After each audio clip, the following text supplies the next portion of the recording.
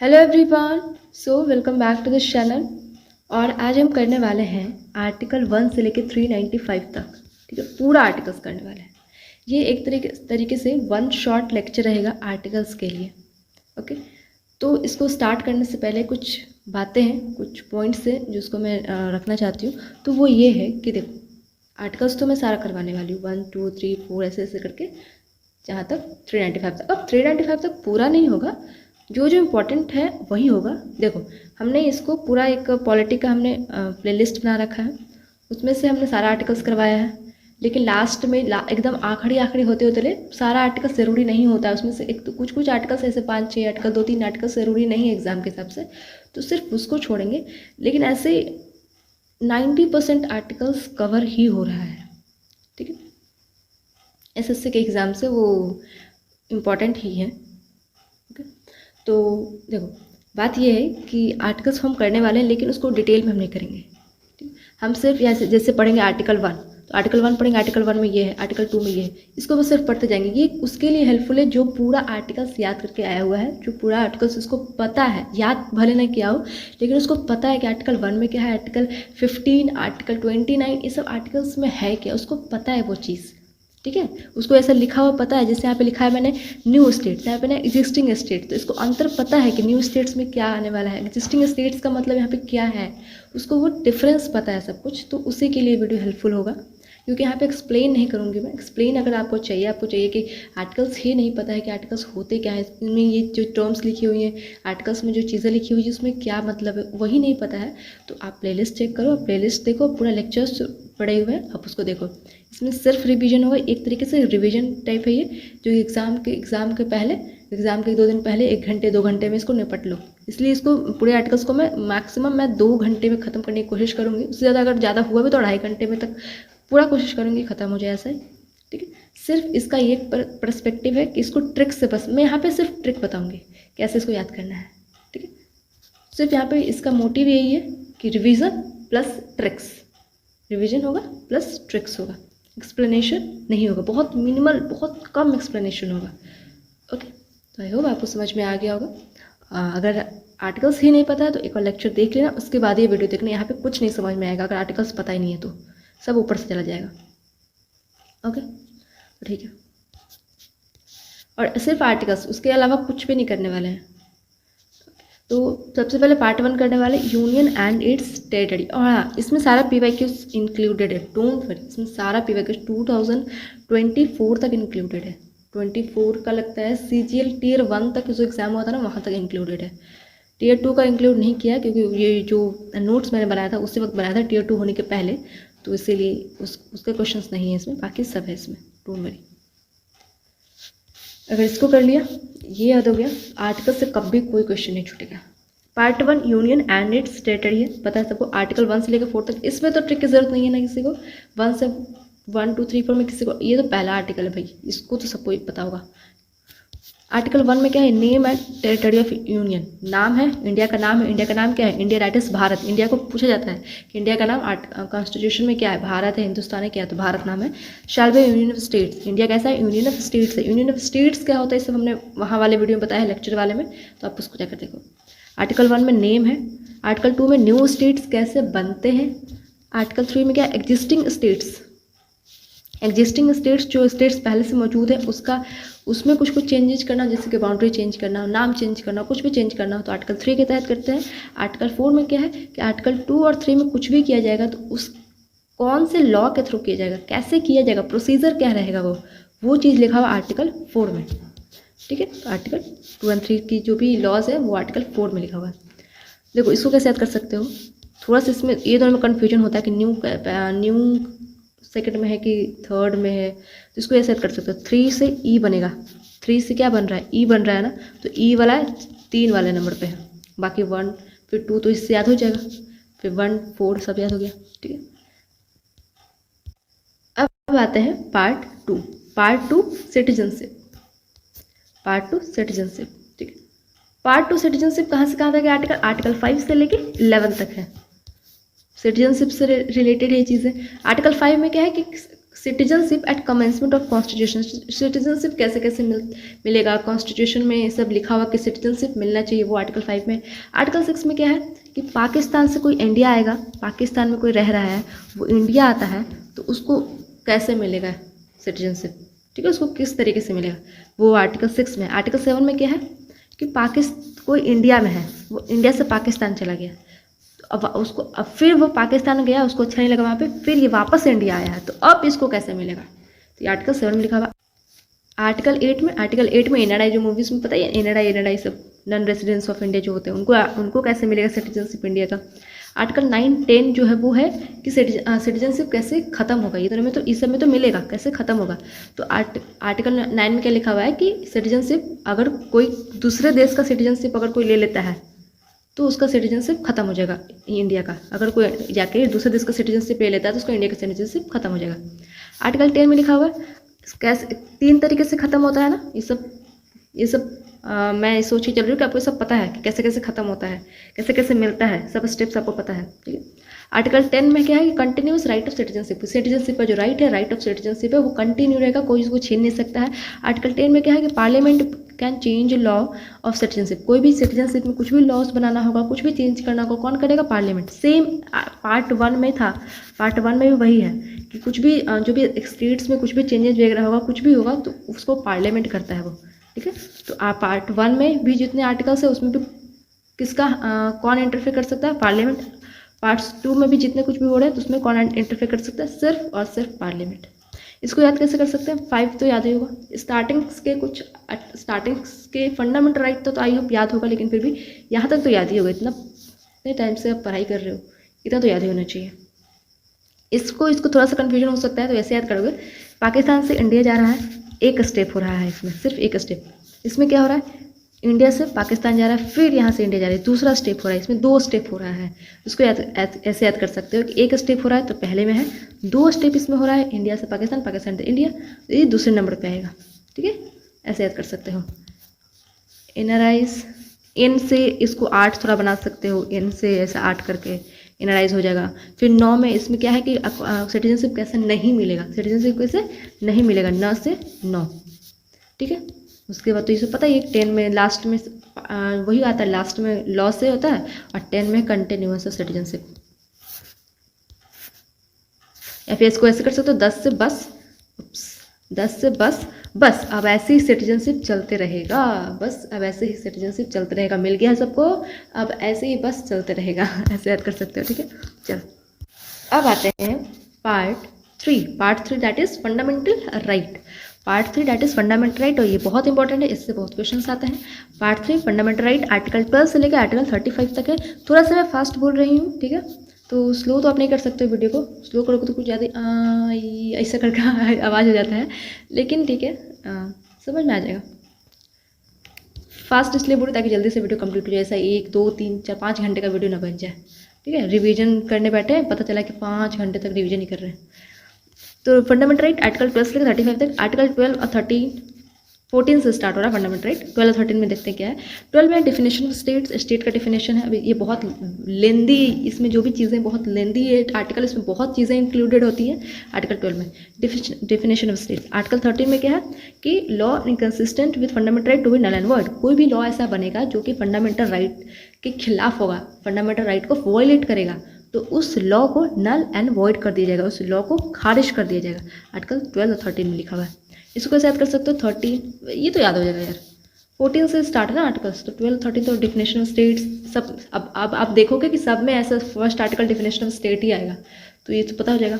13 में पता है 13 3 जो निगेटिव नंबर से लेते हैं ना लोग, निगेटिव में ऐसा कुछ ले सकते हो कि नल एंड वॉइड एक निगेटिव सेंटेंस दे रहा है।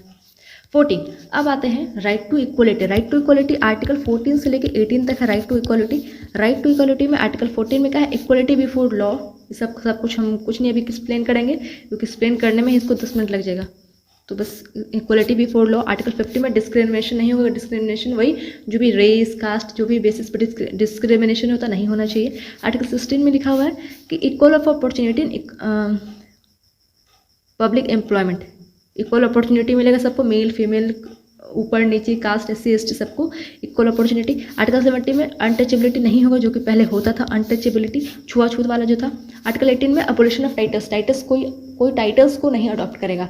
टाइटल्स कैसा, लेकिन एकेडमिक और मिलिट्री टाइटल्स अडॉप्ट कर सकते हैं। एकेडमिक जैसे डॉक्टर, कर्नल, ये सब टाइटल्स सब ले सकते हैं, यूज़ कर सकते हैं। क्यों? क्योंकि ये सब टाइटल्स आपने क्या किया, आपने उसको मेहनत से कमाया है वो टाइटल्स, तो उसको टाइटल्स वो रखने का अधिकार है। लेकिन ये सब जो टाइटल्स होते हैं, महाराणा, फिर राय दरबार, ऐसे जो टाइटल्स होते हैं, वो टाइटल्स नहीं रखा जा सकता, क्योंकि वो हेरिडिटरी टाइटल्स हो जाते हैं ना। उस टाइटल्स को एबॉलिश करना है, बाकी डॉक्टर ये सब टाइटल्स रखा जा सकता है। ठीक है, तो उसको कैसे याद करेंगे? 14, 15 इस सब में देखो, इसमें पूरा आर्टिकल्स नहीं बता रही हूँ, पूरा आर्टिकल्स को इतना तो याद ही होगा आपको कि 14, 15 क्या है। कुछ जहाँ जहाँ पे ऐसा थोड़ा सा ऊपर नीचे होता है कि 15 याद नहीं आ रहा है कि 15 किस में था, तो ऐसा वाला बताती हूँ। देखो, इक्वल अपॉर्चुनिटी हो रही है ना, तो 16 को बांटो 8 में, तो इक्वल में बढ़ गया ना, इक्वल में, तो ऐसे याद कर लेना। 17 में कर देना खतरा, अगर उसको छुओगे तो खतरा हो जाएगा। तो ऐसे अनटचेबिलिटी थी पहले कि उसको छुओगे तो खतरा हो जाएगा, तुम्हें नहाना पड़ेगा, तुम्हें पता नहीं क्या हो जाएगा, तो ऐसा खतरा कर लेना। ठीक है, टाइटल्स को भी लगाएंगे डॉक्टर वगैरह तो 18 साल के बाद ही लगाएंगे ना। कुछ भी जॉब मिलता है तो 18 साल कम, मिनिमम एज तो 18 ईयर्स होना ही चाहिए। तो इसको याद कर लोगे, ऐसे याद कर लोगे। आप कोई भी टाइटल्स तभी लगेगा जब उसको आप गेन करोगे, वो कोई जॉब करोगे तभी लगेगा, है ना। तो यहाँ तक हो गया। आर्टिकल 19 से लेके आर्टिकल 22 तक क्या है? Right to freedom. Right to freedom article 19 से लेके आर्टिकल 22 तक है। आर्टिकल 19 में क्या? आर्टिकल 19 में सब आर्टिकल्स हैं। आर्टिकल 19 का A, B, 19 का C, 19 का D, ऐसे करके 19 का F तक है। तो टोटल इसमें कितने आर्टिकल्स हैं? 6 हैं आर्टिकल 19 में। तो ये भी पूछी जाता है कि आर्टिकल 19 में कितने आर्टिकल्स हैं, तो 6 हैं। देखते क्या क्या है। आर्टिकल 19 का A में क्या? Freedom of speech and expression, आप कुछ भी बोल सकते हो। बी में क्या है? असेंबल पीसफुली विदाउट आर्म्स, आप कहीं जाकर बैठ सकते हो, वो प्रोटेस्ट कर सकते हो, लेकिन पीसफुली करना है, कोई भी हथियार नहीं लेना है। सी में क्या है? एसोसिएशन फॉर्म कर सकते हो, कोऑपरेटिव से फॉर्म कर सकते हो। डी में क्या है? कहीं भी आप मूव कर सकते हो फ्रीली थ्रू आउट इंडिया। ई में क्या है? कहीं भी जाकर आप सेटल हो सकते हो। और एफ में क्या है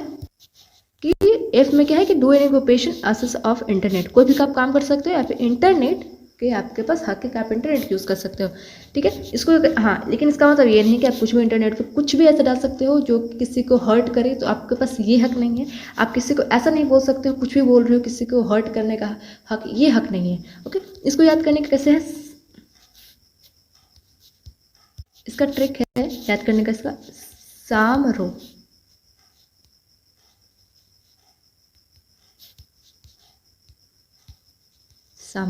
ठीक है, एस से हो जाएगा स्पीच, ए से हो जाएगा सिंबल, ए से हो जाएगा एसोसिएशंस, एम से हो जाएगा मूव, आर से हो जाएगा सेटल। एनीवेयर को क्या बोलते हैं? रिसाइड बोलते हैं ना, तो रिसाइड ब्रैकेट में लिख लेना, तो रिसाइड हो जाएगा। ओ से हो जाएगा ऑक्यूपेशन। ठीक है, सामरो। अब आगे चलता है 20। आर्टिकल 19 से लेकर 22 तक था ना, राइट टू फ्रीडम। 20 में क्या? Protection of respect of convention of offence. इसमें 3 चीज़ आते हैं, double jeopardy, self witness, no exposed factor law. इस क्या होता है हमने लेक्चर वाले वीडियो में बता रखा है, तो आप उसको जाकर देखो। अभी बताने लग जाएंगे तो आधा घंटे इसमें लग जाएगा।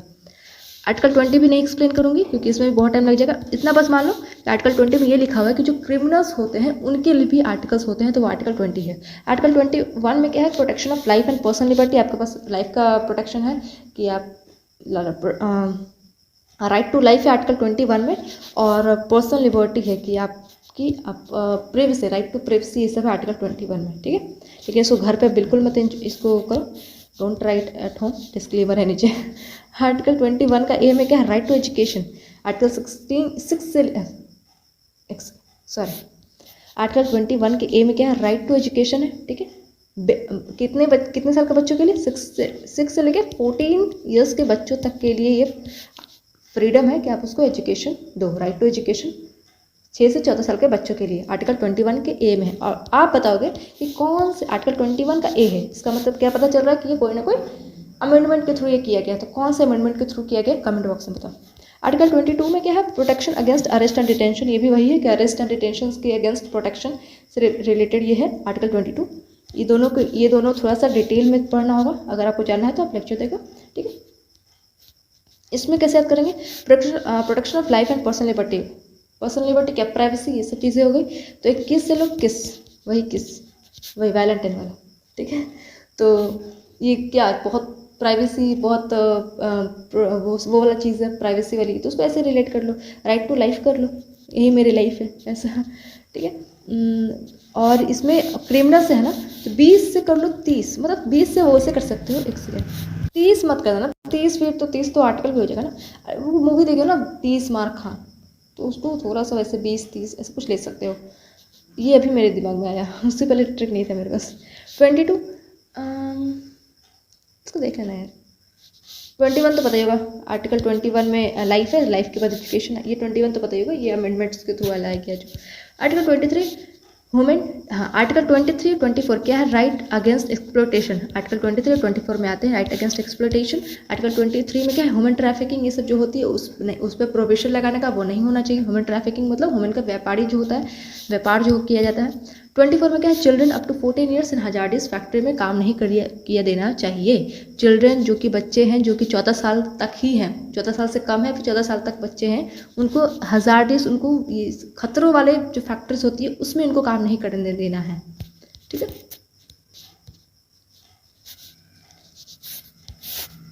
इसमें कैसे याद कर सकते हो, 23 से कर लो ताई, 23 से हम लोग क्या लेते हैं, हमेशा ताई जी लेते हैं, ताई जी को कर लो, ताई जी को ऐसा ह्यूमन ट्रैफिकिंग, ऐसा ताई जी को कहीं भेज दियो, मतलब देखो ह्यूमन ट्रैफिकिंग मत कर लेना, याद करने के लिए सिर्फ कर सकते हो ठीक है, और कुछ नहीं। अगर किसी की ताई जी सुन रही होगी तो प्लीज़ यहाँ पे म्यूट कर देना। आर्टिकल 25, 26, 27, 28 ये क्या है, रिलीजन से रिलेटेड है ये। तो 25 में क्या है, freedom of conscious practice and propagate religion. आप कोई भी रिलीजन आप प्रैक्टिस कर सकते हो, किसी भी तरीके से आप उनको मान सकते हो, भगवान को आप फ्रेंड मान सकते हो, भगवान को आप गुरु मान सकते हो, भगवान को आप माँ मान सकते हो, पेरेंट्स मान सकते हो, कुछ भी मान सकते हो। 26 में क्या है, मैनेज रिलीजियस अफेयर्स, कैसे मैनेज करने का है वो भी आपके पास राइट है। आर्टिकल 27 में क्या है, freedom of paying taxes for the promotion of religion. आपको कोई भी धर्म के हिसाब ऊपर, धर्म के लिए आपको कोई टैक्स पे नहीं करना है। 28 में क्या है, no religious instruction in government education institution. कोई भी गवर्नमेंट स्कूल्स में रिलीजियस से रिलेटेड पढ़ाई नहीं होगी, ठीक है। तो ये 25, 26, 25, 27, 28 ये सब जो भी आर्टिकल्स हैं वो रिलीजन से रिलेटेड है। आर्टिकल 29 और 30 ये है। आर्टिकल 29 में क्या, right to protect language, script and culture. Language को, जो लैंग्वेज जो माइनॉरिटीज़ में है उस लैंग्वेज को प्रोटेक्ट करना है। स्क्रिप्ट, कल्चर्स, ये जो है उस सब चीज़ को प्रोटेक्ट करना है, ये सब चीज़ प्रोटेक्ट करने का राइट है। आर्टिकल 29 में क्या है। 30 में क्या है, open education institute for linguistic and religious minorities. इसमें क्या है कि रिलीजियस, गवर्नमेंट स्कूल में रिलीजियस चीज़ें नहीं पढ़ाई जाएंगी, लेकिन आर्टिकल 30 में क्या है कि जो माइनॉरिटीज़ हैं, जो ऐसा लैंग्वेज है जो कि माइनॉरिटीज़ में बोली जा रही है, या फिर कोई ऐसी रिलीजियस है, कोई ऐसे रिलीजन है जो कि माइनॉरिटी में है, तो वो लोग अपना एक इंस्टीट्यूट खोल सकते हैं। क्यों? ताकि वो अपने लैंग्वेज को, अपने रिलीजन को प्रमोट कर सके, सिर्फ प्रमोट कर सके, इसलिए वो अपना इंस्टीट्यूट खोल सकते हैं, ठीक है। आर्टिकल 30 में है। इसके लिए ट्रिक तो ऐसा कुछ है नहीं, क्या इसके लिए ट्रिक हो सकता है यार। 27 में देखो मेरे पास ऐसा ट्रिक नहीं है, लेकिन मैं थोड़ा सा टिप्स दे सकती हूँ। अगर आपको ट्रिक की ज़रूरत है, अगर आपको लगता है कि नहीं मेरा ट्रिक का सब कुछ याद ही नहीं कर सकते, तो फंडामेंटल राइट है, याद होना चाहिए। लेकिन अगर आपको चाहिए ट्रिक तो आप खुद से बना लेना, ठीक है।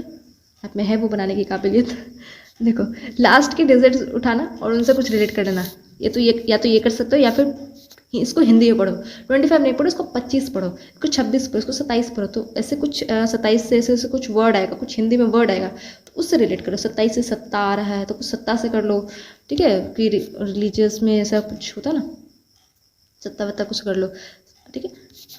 बाकी इतना ही। 29 हो गया। 30 आर्टिकल्स क्या था, आर्टिकल 29 30 तो कर लिया। हाँ 31, आर्टिकल 31 क्या था, राइट टू प्रॉपर्टी, जो कि अब खारिज हो चुका है। एक और क्वेश्चन आप कमेंट में बॉक्स में बता दो कि आर्टिकल 31 कौन से आर्टिकल के थ्रू, कौन से अमेंडमेंट के थ्रू हटाया गया है, और ये आर्टिकल 31 अब कौन से आर्टिकल में है, और आर्टिकल 31 में क्या था, ये सब क्वेश्चन आप बताओगे नीचे।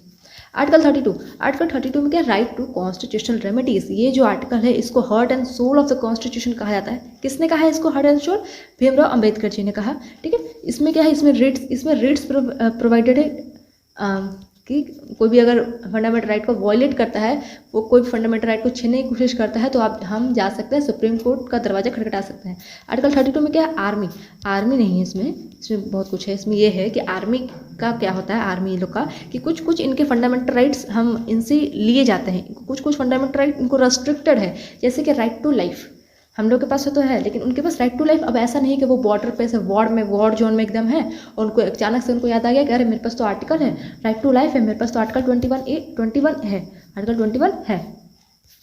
जब वो बोल देंगे अब हम वॉर नहीं लड़ेंगे, सामने से हमको गोली लग जाएगा, हम तो शहीद हो जाएंगे, भाई हमको नहीं वॉर पे जाना है, तो ये वो नहीं कर सकते हैं, ठीक है, उनको जाना ही होगा, ठीक है। तो ऐसे थोड़ा थोड़ा उनको बस रिस्ट्रिक्टेड है उनकी चीज़ें, तो बस आर्टिकल 33 में ये है। 34 में क्या है, मार्शल लॉ। 35 में क्या है, वनली पार्लियामेंट। हाँ, पार्ट 1 में सिर्फ पार्लियामेंट काम कर रही है, पार्ट 2 में सिर्फ पार्लियामेंट काम कर रही है, पार्ट 3 में भी सिर्फ पार्लियामेंट काम करेगी। वनली पार्लियामेंट कैन चेंज और make laws on fundamental right, से पार्लियामेंट कर सकती है, ठीक। 35 तो लास्ट में है, तो सब क्या हो जाएगा ये। फिर इसको 33 से कैसे याद कर सकते हो, 33 से मार्शल लॉ 34 से चाँव कुछ ले सकते हो। अब मार्शल लॉ वही मिलिट्री लॉ जो होता है, तो मिलिट्री लॉ हो जाता है तो उसे चाँव जो चाँव करेगा सब ठोक देते हैं ना, तो वैसे याद कर लो 34 से चाँव। फिर 32 तो याद होगा सबको, ये बहुत इंपॉर्टेंट है। 33 कैसे याद कर सकते हो, 33 आर्मी, ये राइमिंग कर रहा है, 33 आर्मी, वो तो 32 भी राइमिंग कर रहा है, 32 आर्मी। इसको एम से करना है, एम 3 वाले में एम है, वैसे याद हो जाएगा इसको, इतना टेंशन क्यों ले रही हूँ मैं, इतना तो याद होगा, ठीक है।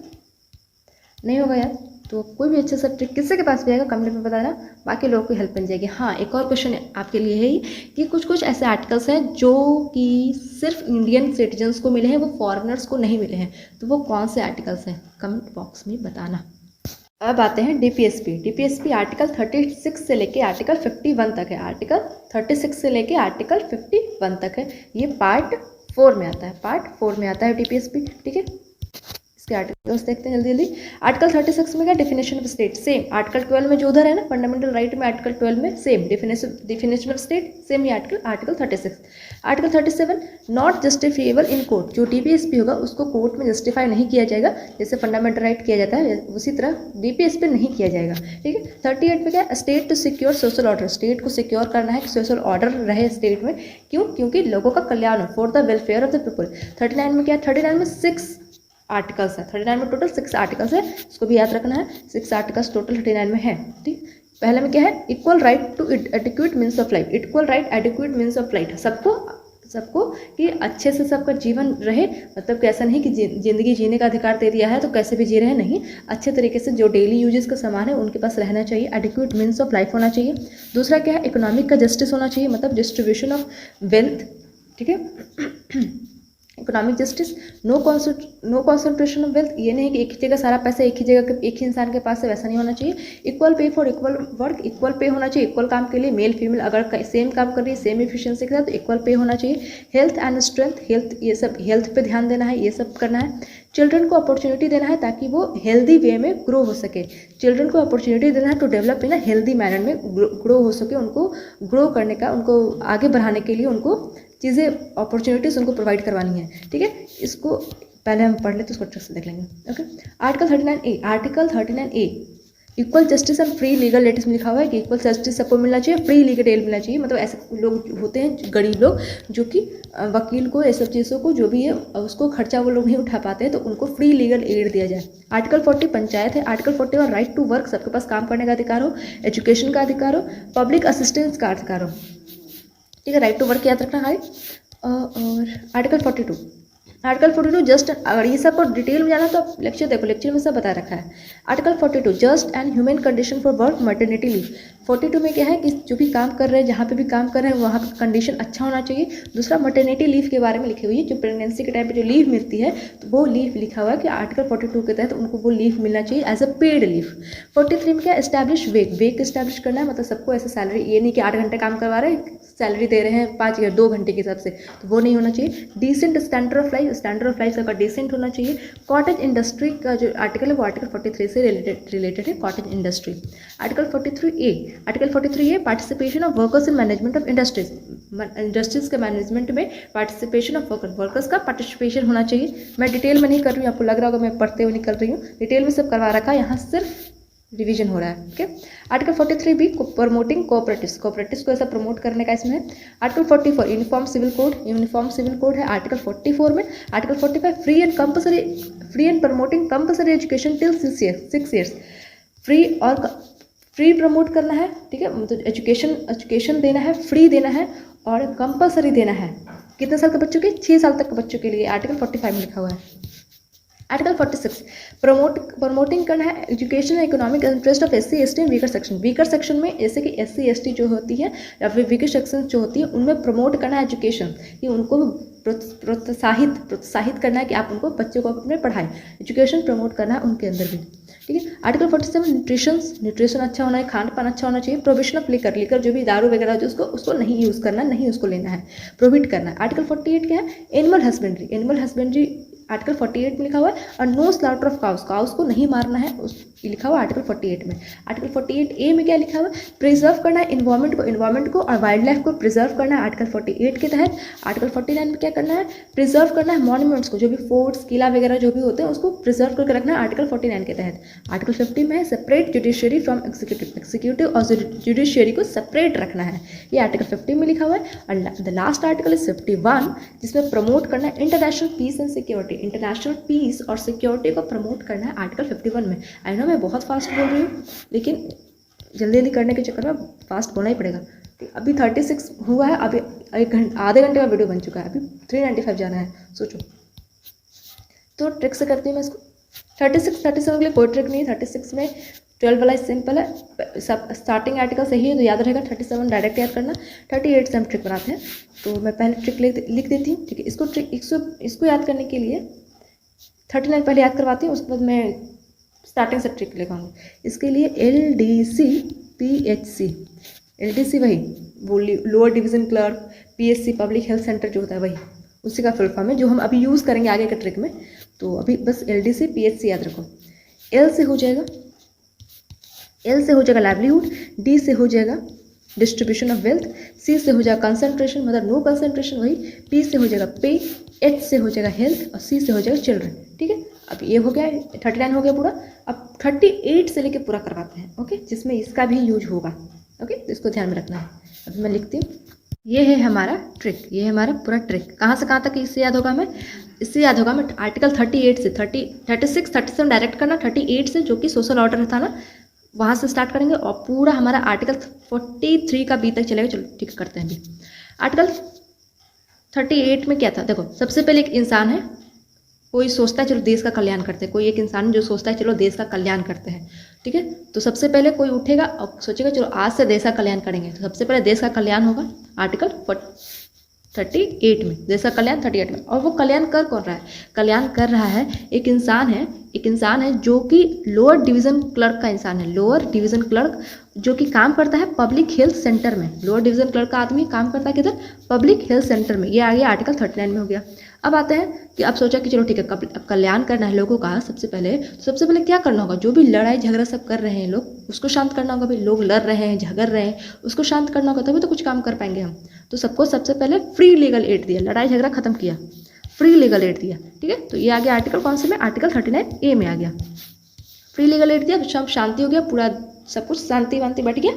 अब सोचा कि चलो शांति हो गया सब कुछ, तो अब लिस्ट बनाया जाए कि क्या क्या काम करना है वेलफेयर के लिए, लिस्ट बनाया जाए। तो लिस्ट बनाने के लिए अब ग्रुप बैठेगा, वही ग्रुप को हम क्या कहेंगे? पंचायत, आर्टिकल 40 में जो है। अब उस ग्रुप में सबसे पहला लिस्ट में क्या आया कि लोगों को पहले काम दो, लोग को काम दोगे तो लोग क्या करेंगे? बिजी रहेंगे, फिर कुछ इधर उधर के काम फालतू करेंगे नहीं लोगों को काम दो। तो सबसे पहले क्या लिस्ट में बना? लोगों को काम दो, तो आर्टिकल 41। अब काम दे दिया भाई, तो काम तो ऐसे में करेंगे ना, कैसे कुछ भी कूड़ा कचरा में काम कर रहे हैं, उनको काम देने के लिए, उनको काम करने के लिए अच्छा कंडीशन भी होना चाहिए, अच्छी जगह पर वो काम करें, तो ह्यूमन कंडीशन भी होना चाहिए। तो ह्यूमन कंडीशन लिखा गया सेकेंड लिस्ट में। अब वो जो इंसान था LDC PSC जो कि सब कर रहा था, वो सोचा कि ठीक है अब मैं जाने के पहले सैलरी वगैरह थोड़ा सेटल करके जाता हूँ। ये नहीं पता ये चला कि मैं चला जाऊँ और इसका जो बॉस है इसको 8-8 घंटे काम करवा, इसको सैलरी दे 2-2 घंटे का। तो इसलिए अच्छा सा मैं सैलरी वगैरह डिस्कस करके सबको सैलरी सेटल करके जाऊँगा, ठीक है। तो सैलरी वगैरह सेटल किया। सैलरी किस में है? 43 में। इसमें कॉटेज इंडस्ट्री भी है, ठीक है, कॉटेज इंडस्ट्री भी है। सोच लेना कि कॉटेज इंडस्ट्री में एक वो लोग काम कर रहे थे, ठीक है। अब ये सोचा LDC PHC वाला कि अब हम चल जाएंगे, क्या पता कि मेरे पीठ पीछे इन लोग को इसका बॉस परेशान करे। तो मैं पार्टिसिपेशन और कोऑपरेटिव्स बना के जाता हूँ कि कुछ भी दिक्कत हो तो ये लोग वर्कर्स आपस में पार्टिसिपेट कर लें और आपस में कोऑपरेटिव्स करके और अपने प्रॉब्लम्स को सुलटा लें, ठीक कर लें। ठीक है, मैं तो बार आता नहीं रहूँगा, तो ये लोग ऐसा कुछ कर लें। तो फिर इसने पार्टिसिपेशन और कोऑपरेटिव्स बना के गया। ठीक है, 43A और 43B ये हो गया। अब 43B तक हो गया। 44 में क्या है, यूनिफॉर्म सिविल कोड। यूनिफॉर्म मतलब एक जैसा, 4 एक जैसा नंबर है ना, 44 वैसे याद कर लेना। 45 से अब हम इसी स्टोरी को आगे बढ़ाएंगे, यही LDC PHC को हम आगे बढ़ाएंगे 45 से लेकर पूरा याद करने के लिए। ठीक है, तो मैं इसको पहले इरेज करती हूँ। 45 से क्या है, देखो 45 से वही एजुकेशन वाला सब SC ST वाला, तो इसी को हम अभी आगे करेंगे। ओके, तो देखते हैं। देखो यहीं पे बताते हैं। यहाँ से क्या हुआ, यहाँ से अब LDC वाला जो था, लोअर डिवीजन क्लर्क का जो आदमी था, जो काम करता था कहाँ, पब्लिक हेल्थ सेंटर में, वो अब सोचा कि चलो इतना मैं काम कर दिया हूँ, पार्टिसिपेशन सब कुछ कर दिया हूँ, अब मैं जाता हूँ घर वापस। अपने कहाँ जा रहा था वो, अपने घर, अपने गांव जा रहा था। क्यों, क्योंकि वहाँ पे अपने गांव पे ये एजुकेशन लोगों को पढ़ा रहा था, इसने स्कूल खोल रखी थी, लोगों को पढ़ा रहा था ये। तो सोचा कि अब चलो वापस चलो भाई, बच्चे को पढ़ाना भी तो है, बच्चे का सिलेबस छूट रहा है। तो वो वापस गया। क्यों गया वहाँ पे, क्योंकि वहाँ पे बच्चों को वो अपने गाँव पे पढ़ाता था। किसको पढ़ाता था भाई, SC ST और वीकर सेक्शन को पढ़ाता था। वो किसको पढ़ाता था, SC ST और वीकर सेक्शन को। तो वैसे पढ़ा रहा था। फिर सोचा कि चलो एक दिन इन सब के बच्चों को घर देख कर आते हैं, सब बच्चों का घर देख के आते हैं, इन सब के माँ बाप को देख के आते हैं। तो जाकर देखा ही नहीं गया, तो देखा कि इसके जो माँ बाप हैं कुछ न्यूट्रिशन वगैरह कुछ नहीं खा रहे, मतलब कुछ भी खा रहे हैं, कोई खान पान का ठिकाना नहीं है, ऐसे ही पड़े रहते हैं। और हमेशा ये लोग दारू में नशे में रहते हैं। जाकर देखा इन लोग के पेरेंट्स को, तो ये लोग कुछ खान पान इनको ठीक है नहीं, हमेशा ये लोग लिकर दारू वगैरह पीते रहते हैं। ठीक है, तो इसने सोचा कि चलो अब इसके पेरेंट्स को ठीक करना पड़ेगा, तभी तो बच्चे ठीक रहेंगे। तो बोला कि देखो तुम लोग ये सब दारू वगैरह पीना छोड़ दो, और तुम लोग को मैं काम दे रहा हूँ, वो काम करो और अपने आप को बिजी रखो। तो क्या काम दिया, एनिमल हस्बेंड्री का काम दिया कि देखो तुम लोग कुछ पढ़े लिखे तो हो नहीं, तुम लोग क्या करो, गाय की देखभाल करो, गाय वाय की देखभाल करो, एनिमल हस्बेंड्री करो। तुम लोग बिजी रहोगे तो इससे खाना पीना भी अच्छा हो जाएगा तुम लोग, और तुम लोग इससे दारू पी के ऐसे नशे में भी नहीं रहोगे। ठीक है, तो एनिमल्स हस्बेंड्री का काम दिया। अब बोला कि देखो अब एनिमल्स हस्बेंड्री का काम दे दिए हैं, तो थोड़ा सा सफाई भी ध्यान दे देना। ऐसा तो है नहीं गंदगी रखोगे, सफाई का भी ध्यान देना, इन्वायरमेंट और वाइल्ड लाइफ सब चीज़ को ध्यान भी देना, सफाई भी रखना, ऐसी मत गंदे मत रखना। ठीक है, और बोला कि जो भी तुम्हें मॉन्यूमेंट्स को मान लो तुम एक तरीके से कि घर में कुछ पुरानी चीज़ें होती है ना, 2 साल 4 साल पुराने, उससे रिलेट कर लो मॉन्यूमेंट से। ठीक है, तो ऐसे इसने बोला LDC PHC का आदमी कि देखो भाई सफाई का ध्यान रखना, घर और साफ़ करना, जो भी एरिया होगा अपने इन्वायरमेंट को साफ रखना, और कुछ भी ऐसा चीज़ मिले जो कोई प्रेशियस हो, जो अच्छा हो, उसको फेंकना मत, उसको घर में सजा देना। ठीक है, तो मॉन्यूमेंट्स को वैसे रिलेट करके याद कर लो। 49 तक हमारा हो गया, कहानी खत्म। 50 डायरेक्ट याद करेंगे हम। जुडिशियरी को एग्जीक्यूटिव से अलग अलग कर रहा है, मतलब 50-50 में बांट रहा है, अलग अलग कर दिया। ठीक है, 50-50 में, तो इससे याद हो जाएगा। और लास्ट में सबको सुख शांति चाहिए, तो लास्ट में सबको सुख शांति पीस हो गया, खत्म हो गया DPSP। ओम नमः स्वाहा। अब चलते हैं हम आगे। अब हम आते हैं फंडामेंटल ड्यूटीज़, जो कि आर्टिकल 51 के ए में है। आर्टिकल 51 के ए में है, ये पार्ट 4A में, पार्ट 4A में आता है। कौन से अमेंडमेंट के थ्रू आता है, ये आप मुझे कमेंट बॉक्स में बताओगे कौन से अमेंडमेंट के थ्रू ये आया है फंडामेंटल ड्यूटीज़। ठीक है, टोटल कितने फंडामेंटल ड्यूटीज़ है, 11, टोटल 11 फंडामेंटल ड्यूटीज़ है। आर्टिकल 51 में आता है, 51A में आता है, आर्टिकल 51A में आता है। और ये सब कैसा है, ये सब 51A का A, 51A का B, 51A का C ऐसे है। ठीक है, जिसको ऐसे पढ़ना है, 51A B C नहीं है, 51A का A, 51A का B, ऐसे इसको पढ़ना है।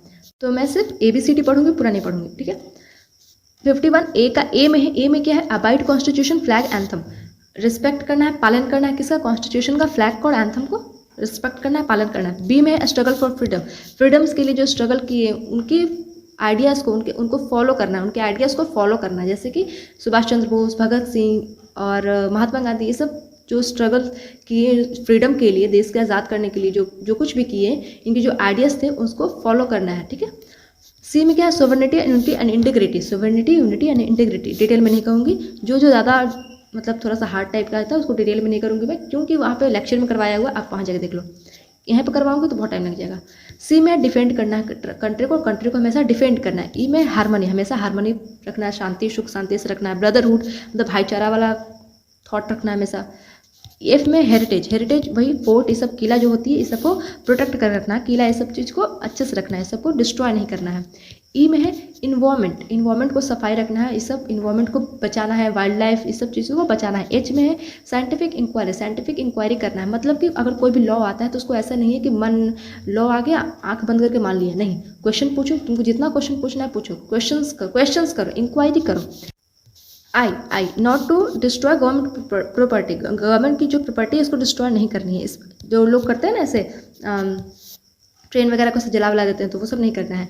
आई जे में क्या है एक्सेलेंस इन ऑल स्फीयर, सारे स्फीयर्स में सारे चीज़ों में एक्सेलेंस बनना है, मतलब आगे बढ़ो, हर चीज़ में ठीक हो, पढ़ाई लिखाई खेल कूद सब चीज़ में एक्सेलेंस प्राप्त करो। के में क्या है कि किड्स, बच्चों को प्रोवाइड करो अपॉर्चुनिटी स्टडी के लिए, किड्स को प्रोवाइड करो अपॉर्चुनिटी स्टडी के लिए 6 से 14 साल के बच्चों के लिए। तो ये किसका ड्यूटी है भाई, ये ड्यूटीज़ है, तो किसका ड्यूटी है, ये पेरेंट्स का ड्यूटी है कि वो अपने बच्चों को पढ़ाएं, 6 से साल तक के, 6 से लेकर 14 साल के बच्चों तक को वो कंपलसरी एकदम पढ़ाएं, उनका ड्यूटीज़ है, पेरेंट्स का ये ड्यूटीज़ है ये, ठीक है। तो अब इसको ट्रिक से करते हैं। ए में क्या है, ए से रिस्पेक्ट, आदर करना है, ए से अबाइड हो जाएगा, ए से अबाइड, बी से हो जाएगा, बी से बोलो बापू, बापू जी के सोच को, या फिर बी से अगर किसी को भी करना, भगत सिंह या फिर बोस कुछ भी कर लो, तो ऐसे उनके थॉट्स को आगे करना है, फॉलो करना है, ठीक है। सी से सॉवरेनिटी, सी में सी कितने नंबर पे आता है, 3 नंबर पे, तो इसमें 3 चीज़ें है ना, 3 चीज़ें। डी से डिफेंड हो गया, डी से डिफेंड, ई से हारमोनी, साउंड हारमोनी, ई, तो वो ऐसे कर देना, ठीक है। और एफ से फोर्ट, हेरिटेज में क्या आता है, फोर्ट किला ये सब आता है, तो एफ से फोर्ट, ठीक है। जी से इन्वायरमेंट, इन्वायरमेंट में क्या आएगा, ग्रीनरी, जो भी ग्रीनरीज आएगी वो इन्वायरमेंट में आ जाएगा, तो जी से ग्रीनरी। एच से होगा साइंटिफिक इंक्वायरी, तो ऐसे बोलो, कोई भी लॉ बनेगा भाई तो हम लोग साइंटिफिक इंक्वायरी करेंगे, मतलब साइंटिफिक इंक्वायरी होगा, क्वेश्चन पूछा जाएगा, साइंटिफिक इंक्वायरी होगा से होगा एच, ठीक है। I say I will not destroy government property, आज से शपथ लो, ऐसे हाथ आगे करो, I will not destroy government property, आज से शपथ लो, तो I will not destroy government property, I will not destroy government property. जे से हो जाएगा कि सारी स्पीयर्स में एकदम एक्सेलेंस प्राप्त करो, एकदम क्या बोलते हैं, जाबाज बनो, या फिर जे से कुछ भी बना लो, जाबाज, कुछ अच्छा सा वर्ड कुछ निकाल लो। के से किड्स हो जाएगा, के से किड हो गया बस। अब हम आते हैं प्रेसिडेंट पे, अब क्या आ गया, अब पार्ट 5 आ गया है, पार्ट 5 यूनियन से रिलेटेड है, सबको पता है पार्ट 5 यूनियन से रिलेटेड है। पार्ट 5 आर्टिकल 52 से लेकर 151 तक है, पूरा यूनियन है ये, 52 से लेकर 151 तक है। इसमें union executive, union legislature, union judiciary सब आता है, ठीक है। तो हम पहले यूनियन एग्जीक्यूटिव करेंगे, यूनियन एग्जीक्यूटिव, ठीक है, वो कहाँ से कहाँ तक है, आर्टिकल 52 से लेके आर्टिकल 78 तक है यूनियन एग्जीक्यूटिव में। अब यूनियन एग्जीक्यूटिव में भी प्रेसिडेंट, वाइस प्रेसिडेंट भी आएंगे, सब कुछ आएंगे, तो सिर्फ अभी पहले प्रेसिडेंट करेंगे, उसके बाद वाइस प्रेसिडेंट करेंगे। तो प्रेसिडेंट कहाँ से कहाँ तक है, प्रेसिडेंट है आर्टिकल 52 से लेके 62 तक, आर्टिकल 52 से लेके 62 तक, ठीक है। तो अगेन मैं कुछ भी एक्सप्लेन नहीं करूँगी, बहुत कम एक्सप्लेन करूँगी, ऊपर एक्सप्लेन करते हुए चलूँगी, सिर्फ मोटिव क्या है, ट्रिक्स, ओके, ठीक है। रिवीजन, एक 1 शॉर्ट लेक्चर टाइप का रिवीजन, सिर्फ मोटिव है, थोड़ा सा ट्रिक्स यूज़ करते हुए, ओके, थोड़ा नहीं, ट्रिक्स तो पूरा ही रहेगा। तो प्रेसिडेंट आर्टिकल 52 से लेकर 62 तक। आर्टिकल 52 में क्या है, there shall be president of India, India का एक प्रेसिडेंट होना चाहिए, आर्टिकल 52 में है। 53 में क्या है, एग्जीक्यूटिव पावर ऑफ प्रेसिडेंट का एग्जीक्यूटिव पावर के बारे में 53 में, और supreme commander of all defence force, president जो होगा सारे डिफेंस फोर्स का सुप्रीम कमांडर होगा, डिफेंस फोर्स वही आर्मी नेवी एयर फोर्स जो भी है उसका सुप्रीम कमांडर कौन होगा, प्रेसिडेंट। 54 क्या है, election of president bye electoral college, president का इलेक्शन कैसे होगा, इलेक्टोरल कॉलेज से। अभी इलेक्शन कैसा होता है, इलेक्टोरल कॉलेज क्या होता है, ये हम पढ़ चुके हैं, तो आप जाकर लेक्चर वाले वीडियो देखो, ठीक है, वो पूरा डिटेल वाला वीडियो। 55 में क्या है, मैनर ऑफ इलेक्शन, इलेक्शन कैसे होगा भाई, तो 55 में है। 56 में टर्म और रेजिग्नेशन, टर्म कितने साल का होगा प्रेसिडेंट का, तो 5 साल का होगा, 56 में है। रेजिग्नेशन, रिजाइन लेटर किसको देंगे, तो वो भी आर्टिकल 56 में लिखा हुआ, किसको देते हैं, वाइस प्रेसिडेंट को, वाइस प्रेसिडेंट किसको देता है, प्रेसिडेंट को, ये दोनों एक दूसरे को देते हैं। 57 री इलेक्शन होगा, जो कोई भी अगर री इलेक्शन वो खड़ा हो सकता है, एक इंसान कितना बार भी खड़ा हो सकता है वो प्रेसिडेंट बनने के लिए, एनी नंबर ऑफ टाइम्स। 58 में क्या क्वालिफिकेशन या फिर एलिजिबिलिटी या फिर क्वालिफिकेशन क्या होना चाहिए प्रेसिडेंट बनने के लिए, एज कितना होना चाहिए, एज 35 होना चाहिए। 59 में कंडीशन है 60 में है ओथ बाय CJI, प्रेसिडेंट का ओथ कौन लेगा, तो चीफ जस्टिस ऑफ इंडिया लेगा। 61 में इम्पीचमेंट मतलब वही प्रेसिडेंट को हटाना, प्रेसिडेंट को रिमूव करना, उसको बोलते हैं इम्पीचमेंट। आर्टिकल 62 में क्या है, फीलिंग ऑफ वैकेंसी का फीलिंग करना है मैक्सिमम वैकेंट मैक्सिमम 6 मंथ। जो प्रेसिडेंट अगर किसी वजह से वहाँ से वैकेंट हो गया है, नहीं वो सीट पर से हट गया है, तो उस सीट को मैक्सिमम 6 महीने तक वैकेंट रख सकते हैं, उससे ज़्यादा नहीं, उसके 6 महीने के अंदर अंदर किसी न किसी को प्रेसिडेंट बनाना है, ठीक है। 72 में क्या है, पार्डन पावर ऑफ प्रेसिडेंट के पास सबको पता है पार्डन पावर होते हैं, क्षमादान जो पावर होते हैं वो है, तो आर्टिकल 72 में है। इसको ट्रिक से करते हैं, चलो ये है ट्रिक। तो दिख रहा होगा यहाँ पे सब कुछ कि 52 में प्रेसिडेंट है, का कुछ मतलब नहीं है, 53 में पावर है, सिर्फ कुछ मतलब हिंदी में जो लिखा है उसका कोई मतलब नहीं है। 54 में इलेक्शन 54 में मैटर, एम से 55 में एम से मैनर ऑफ इलेक्शन जो था। 56 में टर्म है, री इलेक्शन 57 हो गया। 58 क्वालिफिकेशन 58 और जो है और से ओथ बनेगा जो कि 60 में होगा, ठीक है। और ओ से भी इसको याद कर सकते हो डायरेक्ट ओथ। फिर 60 देखो 58 का 59 नहीं किया, 59 में कंडीशन था जो कि इंपॉर्टेंट नहीं है, इसलिए सीधे 60 कर दिया, ठीक है। अब 61 इम्पॉर्टेंट में इम्पॉर्टेंट से इम्पीचमेंट बनेगा, इम्पीचमेंट 61 में है। फिर वी से वैकेंट बनेगा, इधर वैकेंसी जो है वही फीलिंग ऑफ वैकेंसी 62 में है। उसके बाद सीधे 72 में है माफ़ी, पार्डन पावर, ठीक है, माफ़ी, ओके। यही ट्रिक है पूरा प्रेसिडेंट को याद करने का। अब चलते हैं वाइस प्रेसिडेंट पे। अब यहाँ से हम वाइस प्रेसिडेंट का देखते हैं। प्रेसिडेंट हमारा खत्म हो गया 62 तक हमारा प्रेसिडेंट था जो कि खत्म हो गया है, ठीक है। वो 72 वाला मत करना, 72 अलग था, वो जो जिसमें कि पार्डनिंग पावर है प्रेसिडेंट का, वो अलग है, ठीक है। तो 62 तक खत्म हो गया प्रेसिडेंट। अब यहाँ से वाइस प्रेसिडेंट। 63 में क्या है कि वाइस प्रेसिडेंट होना चाहिए। 64 में क्या है कि वाइस प्रेसिडेंट जो होंगे वो कौन होंगे, वो x officer chairman of Rajya Sabha के एक्स ऑफिसर चेयरमैन होंगे, वही वाइस प्रेसिडेंट होंगे। 65 में क्या है, प्रेसिडेंट के बदले वाइस प्रेसिडेंट होंगे। अगर प्रेसिडेंट सीट किसी वजह से वैकेंट कर देता है, हट जाता है सीट पर से, तो उसकी जगह पे कौन जाएगा प्रेसिडेंट बनने, वाइस प्रेसिडेंट जाएगा, ठीक है। 66 के क्लॉज 1 में इलेक्शन, डायरेक्ट ये भी याद कर सकते हो कि 66 में क्या है, इलेक्शन है। 66 में क्या है, ये भी है, और क्लॉज याद करना तो क्लॉज भी याद कर सकते हो, ठीक है। 66 के 1 में है इलेक्शन। 66 के 2 में है vice president not a member of either house. Vice president जो होगा वो किसी भी हाउस का मेंबर नहीं होगा, ना ही वो लोकसभा का मेंबर होगा, ना ही वो राज्यसभा का मेंबर होगा, ठीक है। 66 के 3 में है इलिजिबिलिटी, वही इलिजिबिलिटी क्वालिफिकेशन क्या होना चाहिए वाइस प्रेसिडेंट बनने के लिए, ओके। 66 के 4 में कंडीशन है। 67 में टर्म्स है। टर्म्स कितने सालों का है, 5 साल के लिए टर्म्स है। रेजिग्नेशन, जो रिजाइन देते हैं वो रेजिग्नेशन किसको रिजाइन देते हैं, प्रेसिडेंट, वाइस प्रेसिडेंट को। वाइस प्रेसिडेंट किसको रिजाइन देते हैं, प्रेसिडेंट को, अपना रिजाइन लेटर जो होता है। रिमूवल, ये रिमूवल है, जैसे कि प्रेसिडेंट वाले रिमूवल को इम्पीचमेंट कहा जा रहा है, वैसे ही वाइस प्रेसिडेंट वाले रिमूवल को रिमूवल कहा जाता है। 68 में फिलिंग वैकेंसी अगर वाइस प्रेसिडेंट का अगर सीट वैकेंट हो जाता है तो उसको भरने का है। 69 में ओथ बाई प्रेसिडेंट। प्रेसिडेंट का ओथ कौन ले रहा है, CJI, chief justice of India. 69 में लिखा हुआ है कि वाइस प्रेसिडेंट का ओथ कौन लेता है, प्रेसिडेंट। इस चीज को याद रखना। Article 70 discharge of president's function. President का जो फंक्शन है उसको इन अदर कंटीजेंसीज में भी प्रेसिडेंट का फंक्शन इंक्रीज हो, उसके बारे में लिखा हुआ आर्टिकल 70 में। मैं डिटेल में नहीं जाऊँगी, डिटेल में इसको जाने में बहुत टाइम लग जाएगा, ठीक है। आप अगर आपको नहीं पता है डिटेल में इसका क्या मतलब है, अगर वैसे भी इंपॉर्टेंट नहीं, तीनों आर्टिकल इंपॉर्टेंट नहीं है, लेकिन फिर भी आपको देखना है तो आप लेक्चर देख सकते हो, ठीक है। Article 71 supreme court to decide on disputes of president vice president election. President और वाइस प्रेसिडेंट को इलेक्शन में कुछ भी डिस्प्यूट होगा तो वो कौन डिसाइड करेगा, सुप्रीम कोर्ट। 73 में है extent of executive power of union का एग्जीक्यूटिव पावर होगा, उसको जो एक्सटेंड करेगा, उसको बढ़ाने के लिए, उस पावर को बढ़ाने के लिए कौन सा आर्टिकल में लिखा हुआ है, 73 में, ठीक है। ये तीनों इंपॉर्टेंट नहीं है, बाकी यहाँ तक इंपॉर्टेंट है। और चलो इसको ट्रिक से मैं करती हूँ। ये है टेरिक।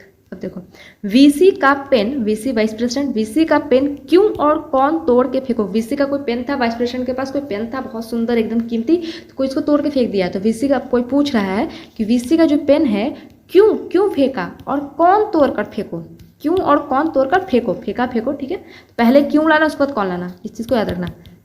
पैक चलो, ठीक है। इसमें देखो यहाँ पे वी से हो जाएगा वाइस प्रेसिडेंट और सी से हो जाएगा कि चेयरमैन ऑफ राज्यसभा। वी से vice president 63, chairman of Rajya Sabha 64, okay.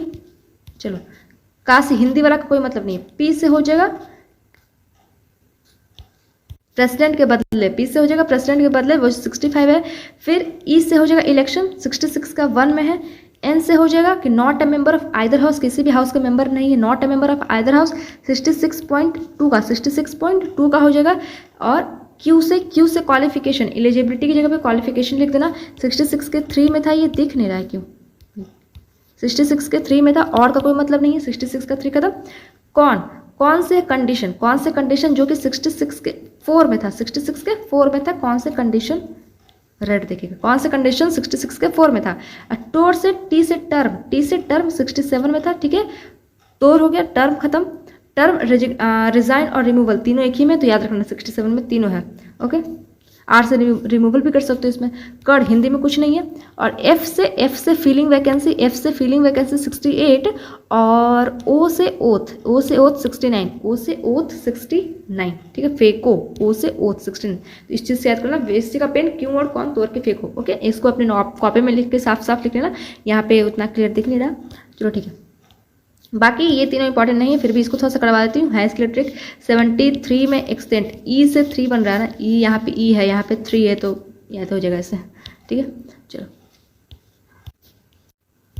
Article 74 से हम देखेंगे अब, council of ministers to aid and advise president. Council of ministers जो होंगे वो एड एंड एडवाइस करेंगे, किसको, प्रेसिडेंट को एडवाइस करेंगे, ठीक है, एड एंड एडवाइस करेंगे। आर्टिकल 74 में लिखा हुआ है। आर्टिकल 75 के 1 में लिखा हुआ है कि president to appoint PM and council of ministers. President जो होंगे जो अपॉइंट करेंगे किसको, पीएम को। प्रेसिडेंट को इसको अपॉइंट कर रहा है, पीएम को। और काउंसिल ऑफ मिनिस्टर्स को, देखो पहले प्रेसिडेंट अपॉइंट करेगा पीएम को, अब काउंसिल ऑफ मिनिस्टर्स को भी अपॉइंट करेगा, लेकिन पीएम के एडवाइस पे फिर इसको करेगा, ठीक है। 75 के 2 में है, council of ministers hold office during pleasure of president. Council of ministers जो होंगे वो ऑफिस तभी तक होल्ड करेंगे जब तक प्लेजर ऑफ प्रेसिडेंट होगा, ठीक है। और ये इंडिविजुअल होता है, ये वाला इंडिविजुअल होता है, और ये भी वही है कि काउंसिल ऑफ मिनिस्टर्स जो होंगे वो कलेक्टिवली रिस्पॉन्सिबल होंगे लोकसभा के। ये पूरा कलेक्टिवली है, ओके। इसमें यह है कि अगर प्रेसिडेंट चाहे तो वो किसी को हटा सकता है, कोई इन लोग का कोई टर्म नहीं, जैसे प्राइम मिनिस्टर का कोई टर्म नहीं है कि 5 साल वो होना चाहिए, लेकिन ऐसे इलेक्शंस होते हैं 5 साल में, लेकिन ऐसे कोई अगर प्रेसिडेंट चाहे पहले तो हटा सकता है, ऐसा है, ठीक है। प्लेजर ऑफ प्रेसिडेंट के ऊपर वो लोग डिपेंड करते हैं। ये क्या है, इसमें कलेक्टिवली रिस्पॉन्सिबल टू लोकसभा, मतलब अपना बहुमत साबित करना होता है इनको लोकसभा में। काउंसिल ऑफ मिनिस्टर्स को अपना बहुमत साबित करना होता है लोकसभा में, ठीक है। तो इसमें ये है, अगर नहीं साबित किया तो पूरी सरकार गिर जाती है, नो कॉन्फिडेंस मोशन पास होता है और उसके बाद पूरी सरकार गिर जाती है, ठीक है। इससे ज़्यादा डिटेल यहाँ पे नहीं करेंगे हम। 75 के 4 में है कि काउंसिल ऑफ मिनिस्टर्स का oath of secrecy by president. Council of ministers का ओथ कौन ले रहा है, president. Council of ministers PM का ओथ कौन लेगा, प्रेसिडेंट। पूरा काउंसिल ऑफ मिनिस्टर्स का भी ओथ कौन लेगा, प्रेसिडेंट ही, ओके। पीएम भी एक काउंसिल ऑफ मिनिस्टर्स का ही एक मेंबर है, लेकिन वो मुखिया हो गया उसका। 75 के 5 में, a minister ceases to be minister if he is not a member of parliament for consecutive 6 month. देखो कोई भी इंसान मिनिस्टर बन सकता है, लेकिन उसको मिनिस्टर बन गया वो, और अगर 6 महीने के अंदर उसको बताना होगा कि हम किस हाउस के मेंबर हैं।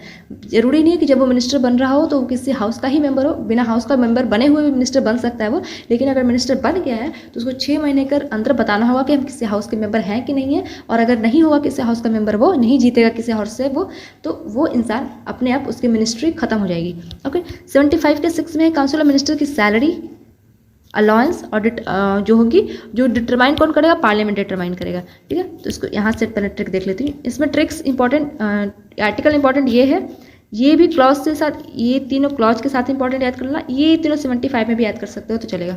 तो चलो ठीक है। 74 तो पता ही होगा, इसको तो याद रखना, स्टार्टिंग जो आर्टिकल्स होते हैं उसको ध्यान ही रखना। 75 के 1 में याद करवा सकती हूँ मैं। 75 ये सब तो इतना तो पता होगा ना, 75 में प्रेसिडेंट प्राइम मिनिस्टर से रिलेटेड अभी सब कुछ आ चुका है 75 से, तो ठीक है। इसमें याद करना 2 में होल्ड में क्या आ रहा है, होल्ड में 2 आ रहा है, 2 साउंड कर रहा है तो 2 में है ये, ठीक है। कलेक्टिवली 3 नंबर पे आ रहा है, सी 3 नंबर पे आता है तो 3 में है ये, ठीक है। 75 तो याद होगा, इसके लिए तो कोई ट्रिक नहीं है, इसमें ही दिक्कत होता है 2 में है कि 3 में है, तो इसीलिए उससे बस रिलेट कर रही हूँ। ओथ 4 लेटर का वर्ड है तो 4 में है, पिछली बार वैसे किया था, ठीक है। अब ये सब इंपॉर्टेंट है भी नहीं सब, लेकिन इसको कैसे याद कर सकते हो कि 6 महीने का लिखा हो तो 1 माइनस करके ये है। और सैलरी वाला, सैलरी को हम कैसे पढ़ते हैं, सैलरी को छैलरी पढ़ो, छैलरी, तो छैलरी से 6 हो गया, 6 वाले में है, ठीक। 75 खत्म, अब 76 76 क्या है, अटॉर्नी जनरल के बारे में लिखा हुआ। अटॉर्नी जनरल सुप्रीम कोर्ट के जज के बराबर ये होते हैं और ये highest law officer of India होते हैं अटॉर्नी जनरल, पता ही है। 76 आर्टिकल में बहुत इंपॉर्टेंट आर्टिकल ये। 76 का 3 इंपॉर्टेंट नहीं है, लेकिन बस ध्यान रख लो कि 76 में ये भी चीज़ है कि right of audience, attorney general के पास क्या है कि राइट ऑफ ऑडियंस, किसी भी कोर्ट में जाकर बैठ सकते हैं, राइट ऑफ ऑडियंस है इनके पास, ठीक है। 77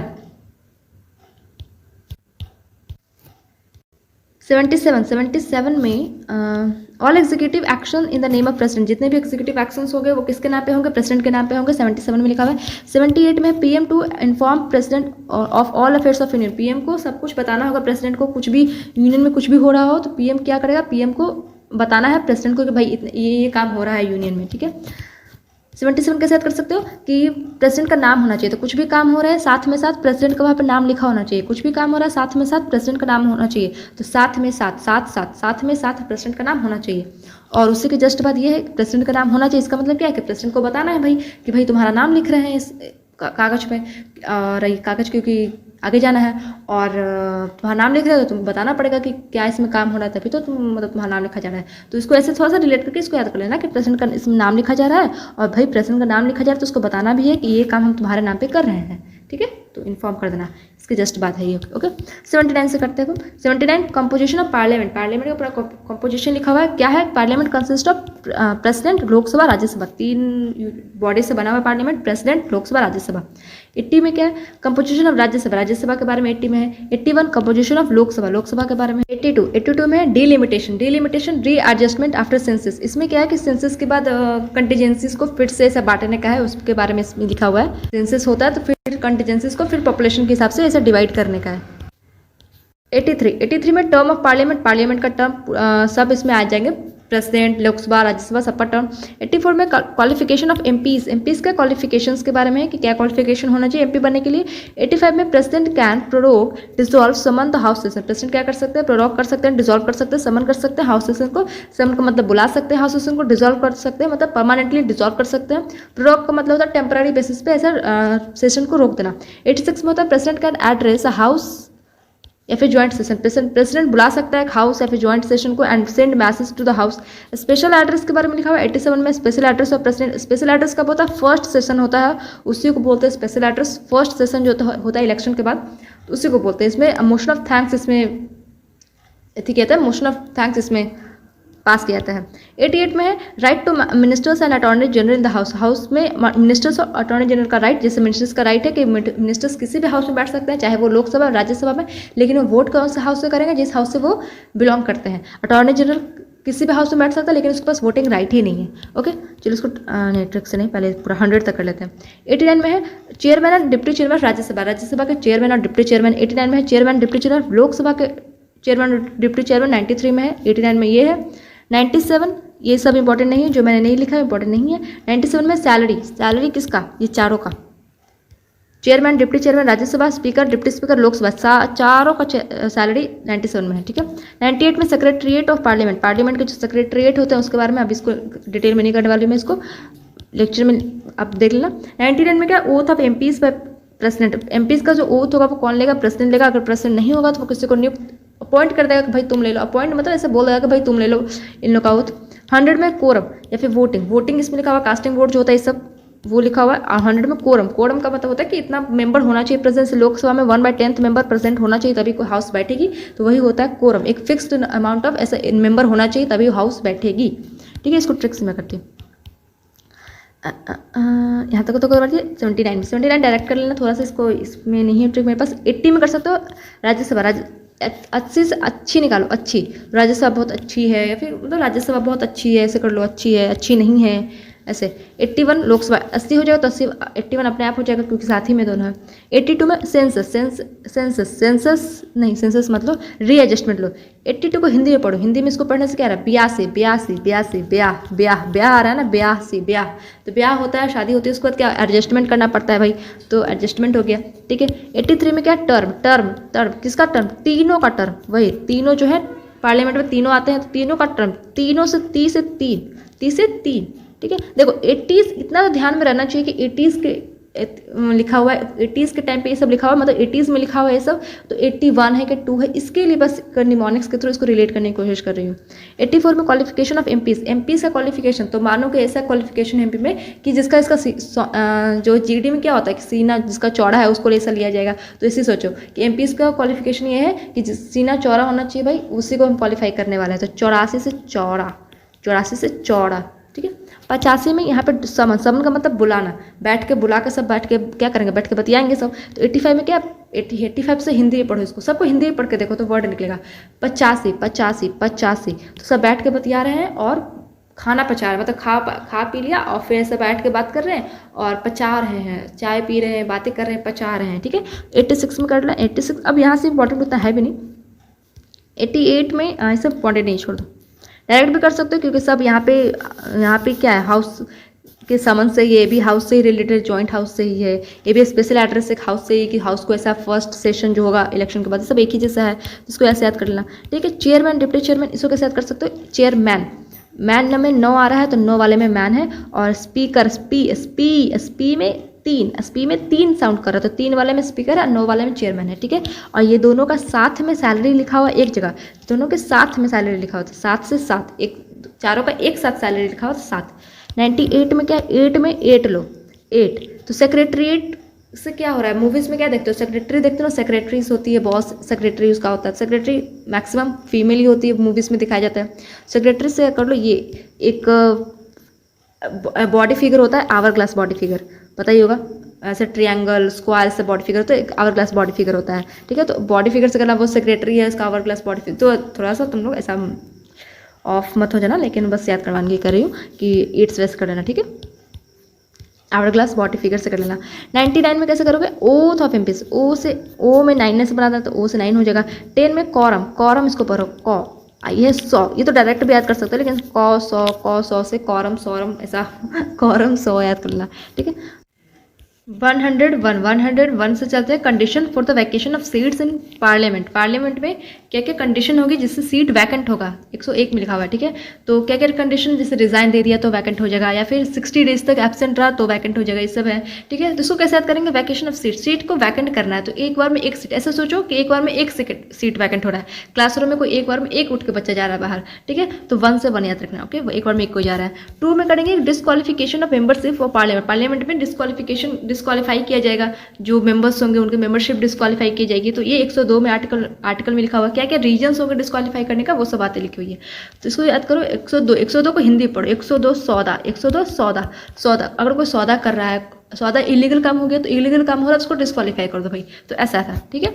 103 में है कि प्रेसिडेंट जो होगा वो डिसाइड करेंगे द डिस्प्यूट और डिस्क्वालिफिकेशन ऑफ एमपीज, एमपीज के जो डिस्क्वालिफिकेशन को लेकर कोई डिस्प्यूट अगर होगा तो उस पर कौन डिसाइड करेगा, तो प्रेसिडेंट डिसाइड करेंगे, लेकिन अकेले नहीं करेंगे, एडवाइस लेंगे किसी, इलेक्शन कमीशन से, इलेक्शन कमिश्नर से एडवाइस लेंगे। अब इलेक्शन कमिश्नर को मान लो एज ए सौतेन से पूछ के बता रहे हैं कि तुम इसको हटा दें कि नहीं हटा दें, ठीक है। तो 103 से सौतेन ऐसे कर लो, इस इलेक्शन कमीशन सौतेन प्रेसिडेंट ऐसे कर हो जाएगा रिलेट।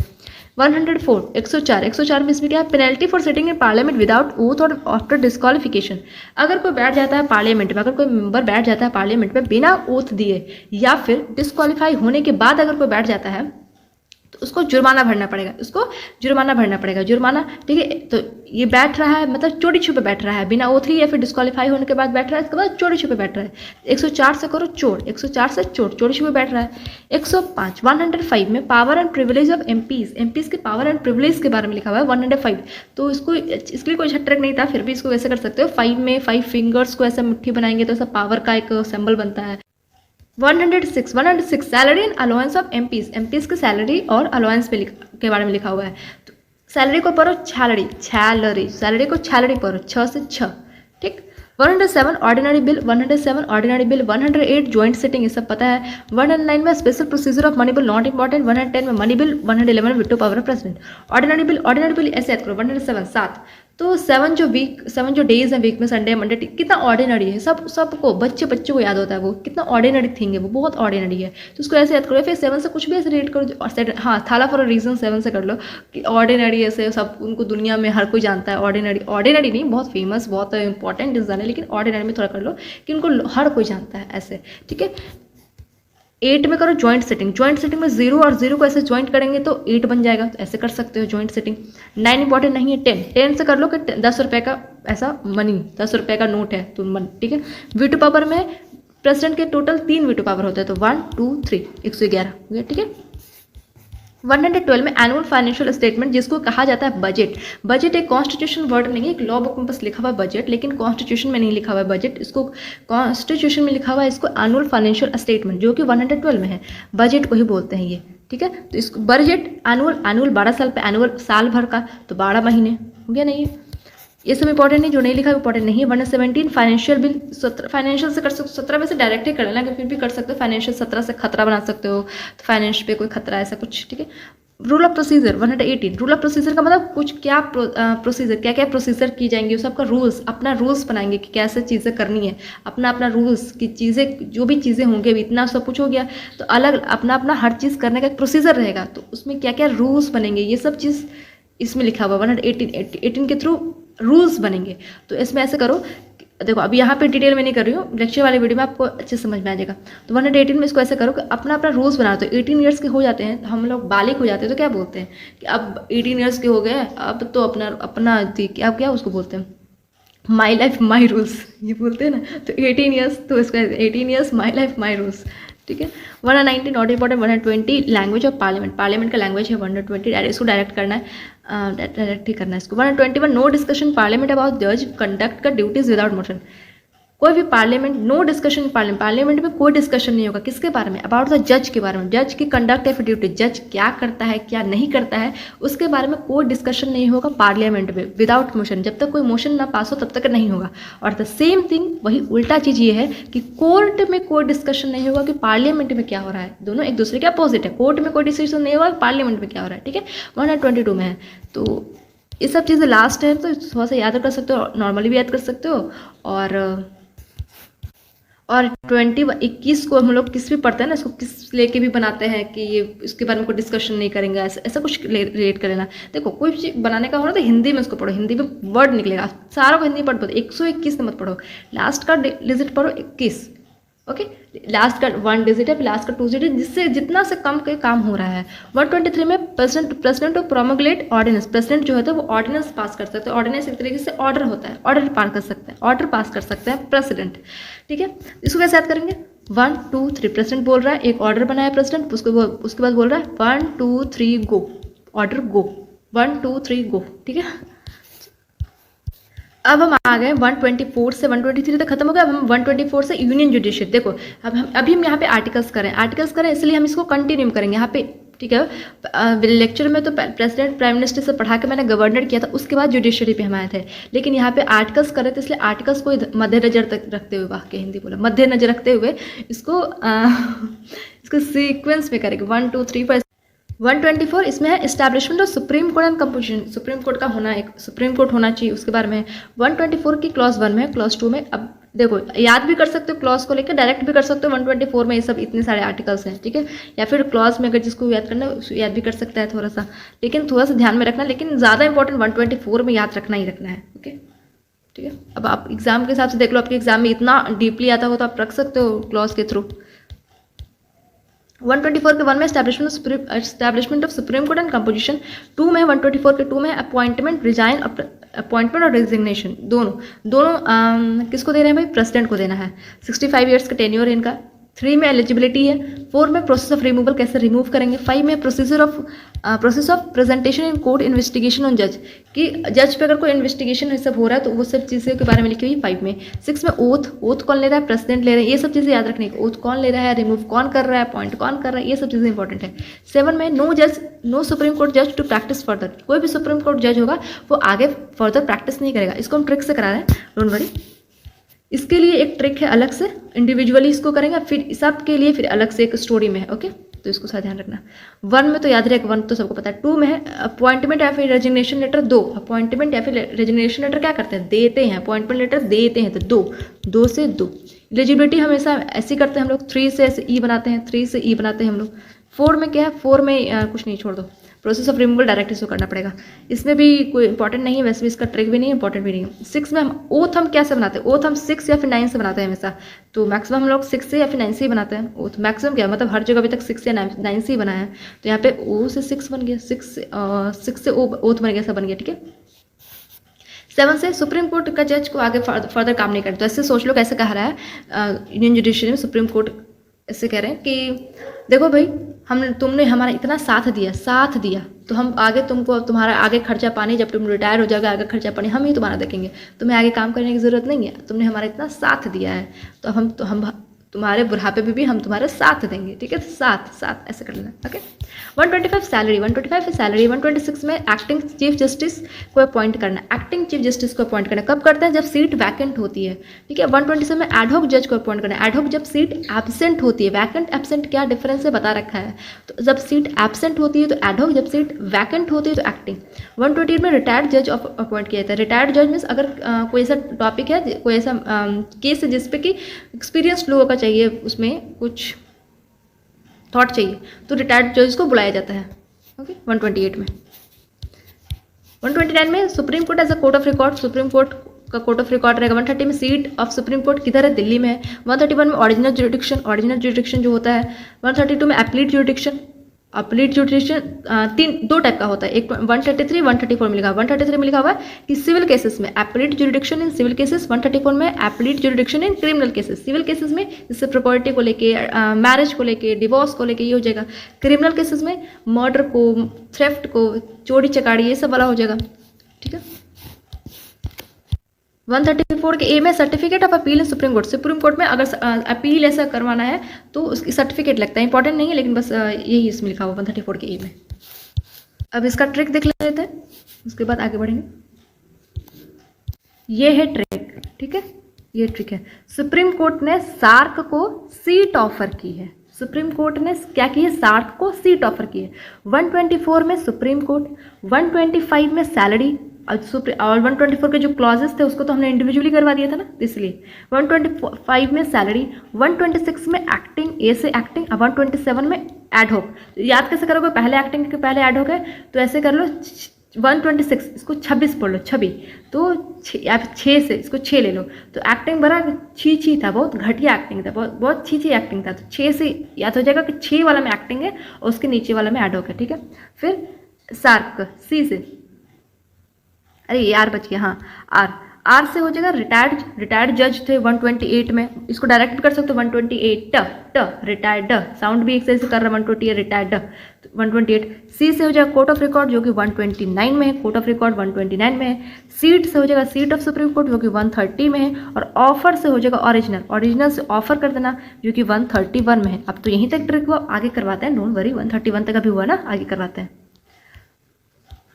132 से देखो 131 ओरिजिनल हो गया, तो इसके बाद तो सीक्वेंस में याद रखना क्या, ओरिजिनल है उसके बाद एपिलीट है, उसके बाद यही है, एपिलीट में पहले सिविल है फिर क्रिमिनल है, तो उसको भी करवाते हैं। इसको थोड़ा सीक्वेंस याद रखना कि ओरिजिनल के बाद एपिलीट है, याद हो जाएगा ना, जुरिडिक्शन वाला अभी चल रहा है तो ओरिजिनल है फिर एपिलीट दिया है, ठीक है।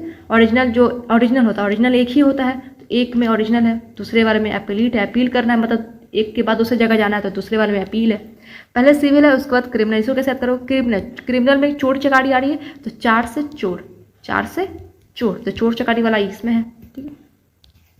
134 का ए इंपॉर्टेंट नहीं है। 135 फेडरल कोर्ट, 136 में special leave appeal bye supreme court against lower court, इसमें स्पेशल लीव है भी, अपील से रिलेटेड है लेकिन स्पेशल लीव पे अभी इसको डिटेल में नहीं करेंगे, लेक्चर वाले में देख लेना।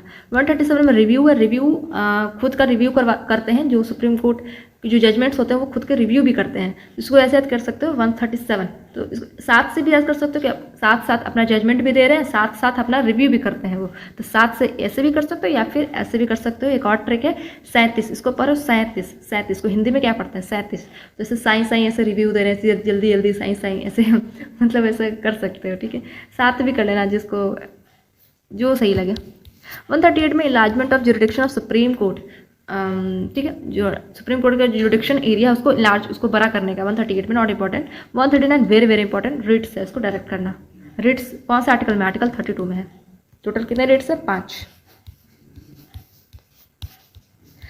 140 में ancillary power of supreme court के एंसिलरी सहायक शक्तियाँ मतलब सुप्रीम कोर्ट किसी को हेल्प कर सकता है, किसको कर सकता है यहाँ नहीं बताएंगे। 140 ठीक है, 140 है। 141 में कि law declared by supreme court binding on all courts. Law अगर कोई लॉ डिक्लेयर किया जाएगा सुप्रीम कोर्ट के द्वारा तो वो सारे कोर्ट पे बाइंडिंग होगा, सारे कोर्ट पे वो लागू होगा। तो इसको कैसे करोगे, फोर इधर से भी घिरा इधर से भी घिरा, दोनों तरफ से बाइंड है, दोनों तरफ से घिरा हुआ है, तो बाइंडिंग हो गया ना 141 ठीक है। 142 में enforcement of decree and order supreme court भी कभी कभी डिक्री ऑर्डर मतलब वही लॉ डिक्री ऑर्डर पास कर सकता है, इन्फोर्स कर सकता है ठीक है। इसको हम कैसे करेंगे, डिक्री को पढ़ो, दिक्री बेटी को कहा जाता है, बेटी बच्ची ऐसा दिक्री, उसको दिक्री कहा जाता है ठीक है। तो 142 इसको हिंदी में पढ़ो 42 तो ब्याह तो दिक्री की ब्याह हो रही है, शादी ब्याह हो रही है, दिक्री ब्याह ठीक है। 143 president to consult supreme court. President जो है वो कंसल्ट कर सकते हैं, किससे, सुप्रीम कोर्ट से कर सकते हैं। याद रख भी सकते हो, नहीं भी रख सकते हो, क्योंकि मेरे पास ट्रिक इसका नहीं है। 144 में authorities to act in aid of supreme court. देखो यहाँ पे तो सुप्रीम कोर्ट हेल्प कर रहे हैं, यहाँ पे कौन कौन ऐसी अथॉरिटी जो सुप्रीम कोर्ट को हेल्प करेंगी।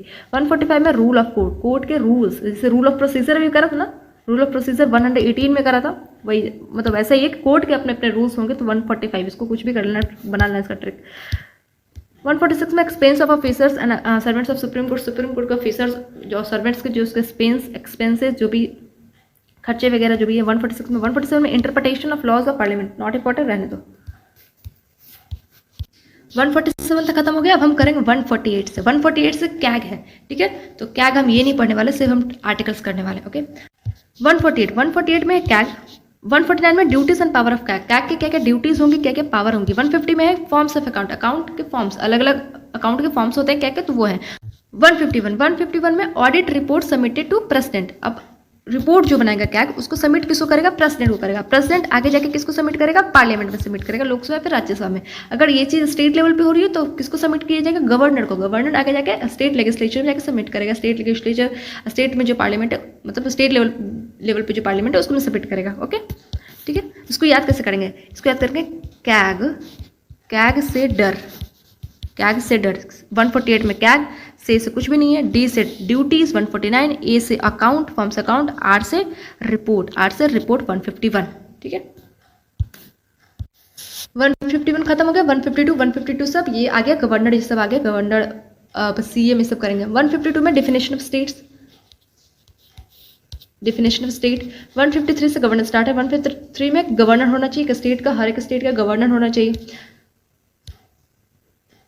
154 में एग्जीक्यूटिव पावर ऑफ स्टेट का एग्जीक्यूटिव पावर किसके हाथ में होगा, गवर्नर के हाथ में। 155 में अपॉइंटमेंट ऑफ गवर्नर का अपॉइंटमेंट कौन कर रहा है, प्रेसिडेंट कर रहे हैं।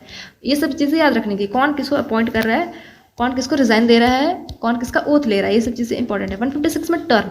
157 में क्वालिफिकेशन। 158 में कंडीशन। 159 ओथ कौन ले रहा है गवर्नर का, chief justice of high court. 160 में discharge of function of governor. देखो यहाँ पे हम कुछ भी कर रहे हैं, गवर्नर से अब लेके देखो पूरा यूनियन हमारा खत्म हो गया, अब हमारा स्टेट चल रहा है ठीक है। तो यूनियन में जो जो चीज़ें हैं जैसे कि डिस्चार्ज यूनियन में भी देखे थे हम, पार्डन पावर यूनियन में भी देखे थे, ये सब चीज़ सेम ही चीज़ें, लेकिन वही वो आर्टिकल यूनियन के हित में था, अब ये आर्टिकल जो है वो गवर्नर के हित में है। तो ये चीज़ें प्रॉब्लम नहीं देनी चाहिए कि ये चीज़ें क्या है भाई, ये चीज़ें हम ऑलरेडी यूनियन में पढ़ चुके हैं ओके। तो discharge of function of governor, वहाँ पे क्या लिखा था, discharge of function of president. तो ये सेम ही है, बातें सेम ही है, लेकिन वो प्रेसिडेंट के हित में था या गवर्नर के हित में है। तो वही 160 में है कि discharge of functions of governor के जो फंक्शंस है अलग अलग कंटीजेंसीज में भी बाद में इन फ्यूचर किया जा सकता है ठीक है। 161 में पार्डन पावर ऑफ गवर्नर के पार्डन पावर के बारे में लिखा हुआ। 162 में extent of executive power state के एग्जीक्यूटिव पावर को एक्सटेंड करने का है, बढ़ाने का है, तो उसके बारे में 162 में लिखा हुआ है। इसको पहले ट्रिक से देखते हैं, ये है ट्रिक। ग्रेट क्वालिफिकेशंस, इसको थोड़ा सा ध्यान रखना, ट्रिक्स को याद हो जाएगा, मतलब ऐसे लड़ा कि इतना लंबा लाइन याद कैसे हो जाएगा, लेकिन याद हो जाएगा ठीक है। थोड़ा सा अपने सामने ऐसा चिपका लेना, ऐसा कुछ। Great qualifications can obtain direct power to an extent. Great qualifications can obtain direct power to an extent ठीक है। तो इसके फर्स्ट लेटर से हम करने वाले हैं, लेकिन ग्रेट में थोड़ा सा ज़्यादा है। जैसे ग्रेट GR से गवर्नर हो जाएगा। 153 में गवर्नर, E से हो जाएगा एग्जीक्यूटिव पावर। वैसे सब इंपॉर्टेंट नहीं है, अब ये इंपॉर्टेंट नहीं है आर्टिकल, लेकिन अब आ रहा है तो बीच में हटा तो नहीं सकते, लेकिन आपको नहीं करना तो नहीं करना। A से है अपॉइंटमेंट ऑफ गवर्नर ठीक है। टी से है टर्म, बस इसी में पूरा यूज हो रहा है। ग्रेड से गवर्नर, ई से एग्जीक्यूटिव पावर, ए से अपॉइंटमेंट, टी से टर्म। क्यू से क्वालिफिकेशन ही आ रहा है, पूरा भी ले सकते हो। क्यू से क्वालिफिकेशन लेते हो, क्यू से क्वालिफिकेशन 157। सी से कंडीशन, कैन वाला में किसी से कंडीशन। ओ से हो जाएगा ओथ, ओथ तो डायरेक्ट भी कर सकते हो। ओ हम या तो 9 से बनाते हैं या फिर 6 से बनाते हैं, यहाँ पे 9 से बना हुआ है, ठीक है। फिर डी से हो जाएगा डिस्चार्ज ऑफ फंक्शन जो कि 160 में है। पी से हो जाएगा पार्डन पावर जो कि 161 में है, और to an extend, to an का कोई मतलब नहीं है, ठीक है। और ई से हो जाएगा एक्सटेंड जो कि 162 में है, और 162 तक ही हुआ, आगे भी करवाएंगे, डोंट वरी, यहाँ तक बस ये ट्रिक है, ओके। चलो 163 में council of ministers to aid and advise governor, same president में भी हो रहा था, यहीं पे भी हो रहा है। काउंसिल ऑफ मिनिस्टर जो होंगे वो एड एंड एडवाइस करेंगे गवर्नर के। 164 हम थोड़ा सा नीचे देखने वाले हैं क्योंकि वो थोड़ा सा लंबा है, उसमें क्लॉज भी पढ़ना है इसलिए। 164 के क्लॉज 1 में है कि COM प्लस CM जो अपॉइंट किए जाएंगे किसके द्वारा, गवर्नर के द्वारा, और वो काम करेंगे कब तक, till the pleasure of governor, governor के प्लेजर तक, ठीक है। ये सब चीज़ें पता ही क्या होता है, pleasure of governor, pleasure of president. 15% maximum होना चाहिए काउंसिल ऑफ मिनिस्टर्स में, ऐसे काउंसिल ऑफ मिनिस्टर्स में 15% मैक्सिमम मेंबर्स होने चाहिए, ठीक है। Appointment of tribal welfare minister in Chhattisgarh, Jharkhand, MP, Odisha, 4 state में ट्राइबल वेलफेयर मिनिस्टर का अपॉइंटमेंट वेरी वेरी कंपलसरी, बहुत जरूरी है, मतलब करना है 4 स्टेट में। 164 के क्लॉज 2 में COM जो कलेक्टिवली रिस्पॉन्सिबल होंगे लेजिस्लेटिव असेंबली के। 3 में है 164 के 3 में ओथ ऑफ सेक्रेसी कौन लेगा, गवर्नर लेगा, ठीक है। ओथ कौन ले रहा है, गवर्नर ले रहा है। 164 के 4 में minister ceases to be minister if is not a member of a legislature for 6 month, minister की जो मिनिस्ट्री है उसको सीज कर लिया जाएगा, उसको खत्म कर लिया जाएगा अगर वो 6 मंथ तक किसी भी हाउस का अगर मेंबर वो नहीं रहा तो, ठीक है। 164 के क्लॉज 5 में है कि salary and allowance of MLA and MLC, member of legislative assembly and members of legislative council की सैलरी और अलाउंस के बारे में लिखा हुआ है, ठीक है। इसमें इंपॉर्टेंट सब नहीं है, ये वाला इंपॉर्टेंट है, कलेक्टिव रिस्पॉन्सिबल, ये थोड़ा सा इंपॉर्टेंट इसे कह सकते हो, वैसे तो ज़्यादा इंपॉर्टेंट यूनियन वाला ये आर्टिकल है, लेकिन इधर कहें तो इधर वाला थोड़ा सा इंपॉर्टेंट हो सकता है या फिर 3 वाला हो सकता है। ये चीज़ याद रखना, 15% याद रखना, ये चारों स्टेट का थोड़ा देख लेना, बस अपॉइंटमेंट तो इसे बता ही रखा है कि सब थोड़ा देख ही लेना। देखो देखना सब है, पढ़ना सब है, ये नहीं कि अभी इसको इंपॉर्टेंट है इसको छोड़ दो, बिल्कुल ऐसा नहीं कर सकते, इंपॉर्टेंट है तो बिल्कुल छोड़ दो, आ गया तो ठीक है। 165 में देखिए, हाँ अब याद करने का इतना सारा चीज़ पढ़ना है तो याद क्या करें भाई, तो जो ज़्यादा इंपॉर्टेंट उसको ज़्यादा पढ़ो, जो कम इंपॉर्टेंट उसको 1-2 बार बस देखते रह चल जाओ, ऐसा बस, आ गया तो आ गया, नहीं आया तो नहीं आया। 165 में advocate general of state, state के एडवोकेट जैसे कि अटॉर्नी जनरल हमने पढ़ा था ना, वही स्टेट लेवल पे वो एडवोकेट जनरल होते हैं, अपॉइंटेड बाय गवर्नर। 166 में conduct of business of government of state, conduct of business of government of state 166। 169 में abolition and creation of legislative council. 170 में है कंपोजिशन ऑफ लेजिस्लेटिव असेंबली। 171 में composition of legislative council. ये सब चीज़ें हमको पता है, ठीक है, क्या क्या ये सब चीज़ें होती हैं हमको, मीन्स वीडियो में अगर आपने देखा हो तो आपको पता है। 176 में special address by governor to the state legislature. 178 में speaker and deputy speaker legislative assembly के, स्पीकर एंड डिप्टी स्पीकर बताइए, ठीक है। अब चेयरमैन आएंगे भाई, लेजिस्लेटिव काउंसिल में चेयरमैन होते हैं। 182 में chairman and deputy chairman of legislative council 182 में। 196 में ऑर्डिनरी बिल अभी यूनियन ने भी देख किया है। 198 में है special procedure in the respect of money bill. 199 में मनी बिल इंपॉर्टेंट है, money bill ordinary bill, money bill important है। 200 में वीटो पावर ऑफ गवर्नर, जैसे प्रेसिडेंट का 3 वीटो पावर था वैसे गवर्नर का वीटो पावर 200 में है। 201 में बिल रिजर्व फॉर प्रेसिडेंट, कुछ ऐसे बिल होते हैं जो प्रेसिडेंट के लिए रिजर्व होते हैं, ठीक है, मतलब वो स्टेट पे ही काम करते हैं वो, लेकिन स्टेट बेसिस पे वो रहता है, यूनियन का नहीं होता है वो बिल, स्टेट का ही बिल होता है, लेकिन वो प्रेसिडेंट के लिए रिजर्व होता है। 202 में क्या, annual financial statement, same budget 202 में है। 207 में फाइनेंशियल बिल। 208 में रूल ऑफ प्रोसीजर, अभी हम देख क्या है। 210 में लैंग्वेज इन लेजिस्लेचर, लैंग्वेज क्या क्या होंगे, लैंग्वेज क्या क्या, हिंदी है, इंग्लिश है और जो रीजनल लैंग्वेज है, रीजनल मीन्स जो मदर टंग है, मदर टंग। 211 में no discussion legislature about just conduct duties without motion, अभी देख क्या है, कोई भी डिस्कशन नहीं होगा लेजिस्लेचर के बारे में, लेजिस्लेचर में कोई भी डिस्कशन नहीं होगा, लेजिस्लेचर में कोई डिस्कशन नहीं होगा जज के कंडक्ट ऑफ ड्यूटीज़ के बारे में।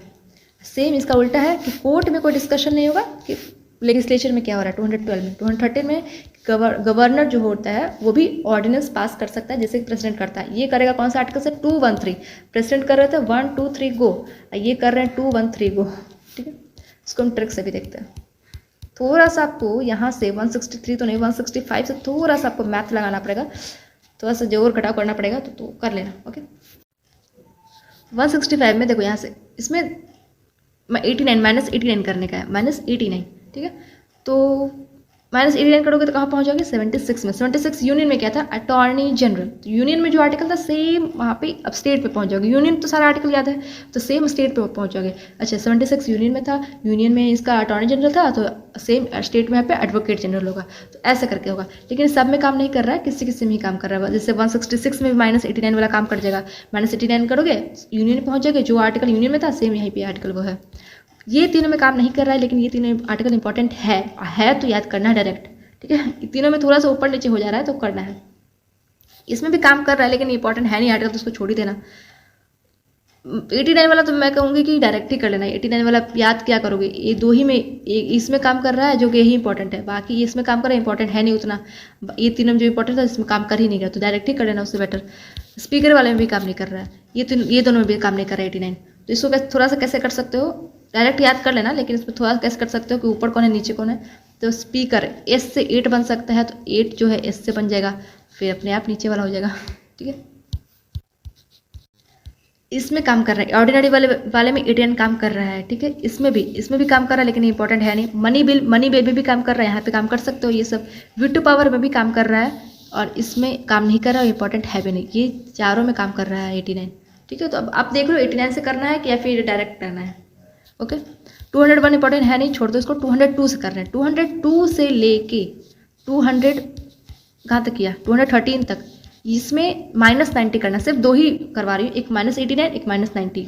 202 से लेके 202 से लेके 213 तक, 202 से लेके 230 तक -90 करोगे तो यूनियन जो आर्टिकल है वही आर्टिकल यहाँ पहुँच जाओगे, ठीक है। तो सो ऐसे कर लेना। और हाँ बीच में जो अगर किसी को 203 204 याद करना, 205 याद करना है तो एक बार चेक कर लेना कि -90 वाला काम कर रहा है कि नहीं कर रहा है। वहाँ पे ब्लाइंडली मत कर लेना, यहाँ तक में तो काम कर रहा है और इतना इंपॉर्टेंट भी है। लेकिन अगर इसके अलावा किसी को शौक है याद करने का और भी आर्टिकल्स, तो एक बार चेक कर लेना -90 वाला काम कर रहा है कि नहीं करना, ठीक है। चलो 213 तक खत्म हो गया, हम 214 से करेंगे जो कि हाई कोर्ट है। अब हम 214 से करेंगे। 214 में establishment of high court of state, हर एक स्टेट का हाई कोर्ट होना चाहिए भाई, वही है। 215 में high court as a court of record, जैसे सुप्रीम कोर्ट का कोर्ट ऑफ रिकॉर्ड होता है वैसे हाई कोर्ट का कोर्ट ऑफ रिकॉर्ड होगा, ठीक है। 2016 में कंपोजिशन। 2017 में क्लॉज 1 में अपॉइंटमेंट कौन करेगा, प्रेसिडेंट करेगा, रिजाइन, रिमूवल, 62 ईयर्स का टेन्योर होता है इनका। 2017 के क्लॉज 2 में क्वालिफिकेशन, क्लॉज 3 में president to decide on the age of जज of high court. High court के जो जज होंगे उनके एज डिसाइड कौन करेगा, प्रेसिडेंट। मैं कहूँगी कि इसको क्लॉज में मत याद करो, 217 में ही तीनों को याद कर लो, ठीक है। तीनों क्या, अपॉइंटमेंट इंपॉर्टेंट ज़्यादा है, क्वालिफिकेशन इंपॉर्टेंट है, ये इंपॉर्टेंट है भी नहीं, और रिजाइन रिमूवल तो सब तो इंपॉर्टेंट है ही।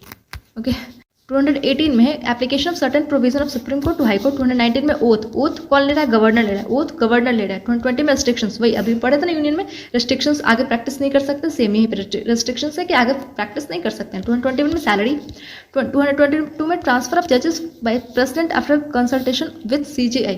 देखो जजेस का ट्रांसफर होता है इस हाई कोर्ट से उस हाई कोर्ट, उस हाई कोर्ट से इस हाई कोर्ट। कौन कर रहा है ट्रांसफर, प्रेसिडेंट कर रहा है, लेकिन अकेले नहीं, कंसल्ट करके। किससे कंसल्ट करके, चीफ जस्टिस ऑफ इंडिया से, chief justice of high court से नहीं, इंडिया से, चीफ जस्टिस ऑफ इंडिया से कंसल्ट करके। 223 में appointment of acting chief justice of high court, अभी सुप्रीम कोर्ट में भी देखा था। 224 में एडिशनल या फिर एक्टिंग मतलब एडहोक वाला, ये एडहोक वाला है, ठीक है। 224 के एम है रिटायर्ड वाला जज को अपॉइंट कर सकते हैं, ठीक है। हम यहाँ तक में ट्रिक से देख लेते हैं, यहाँ तक में पहले ट्रिक से देख लेते हैं उसके बाद आगे करेंगे। चलो ये है ट्रिक। NHRC हाईकोर्ट बोल रहा है, NHRC आओ और रेस्ट करो, NHRC आओ और रेस्ट करो, ठीक है। तो N से स्टार्ट नहीं होगा, क्यों, हाईकोर्ट H से स्टार्ट होता है, तो N से कोई मतलब नहीं है। H से हाईकोर्ट जो कि 214 में है, 214 में। R से कोर्ट ऑफ रिकॉर्ड जो कि 215 में है। C से क्या है, कंपोजिशन जो कि 216 में है, ठीक है। और A से अपॉइंटमेंट जो कि 217 में, अपॉइंटमेंट रिजाइन सब इसी में था। A से एप्लीकेशन ऑफ सर्टेन प्रोविजन वाला जो था 218 में है। इसको कैसे याद करोगे, A कौन सा A वाला ऊपर है, कौन सा A वाला नीचे है, तो अपॉइंटमेंट ज़्यादा इंपॉर्टेंट आर्टिकल है भाई, एप्लीकेशन तो इंपॉर्टेंट आर्टिकल है नहीं, तो पॉइंट ज़्यादा इंपॉर्टेंट है वो ऊपर वाला आर्टिकल है, ठीक है, ऐसे रख लेना। ओ से ओथ जो कि 219 में है।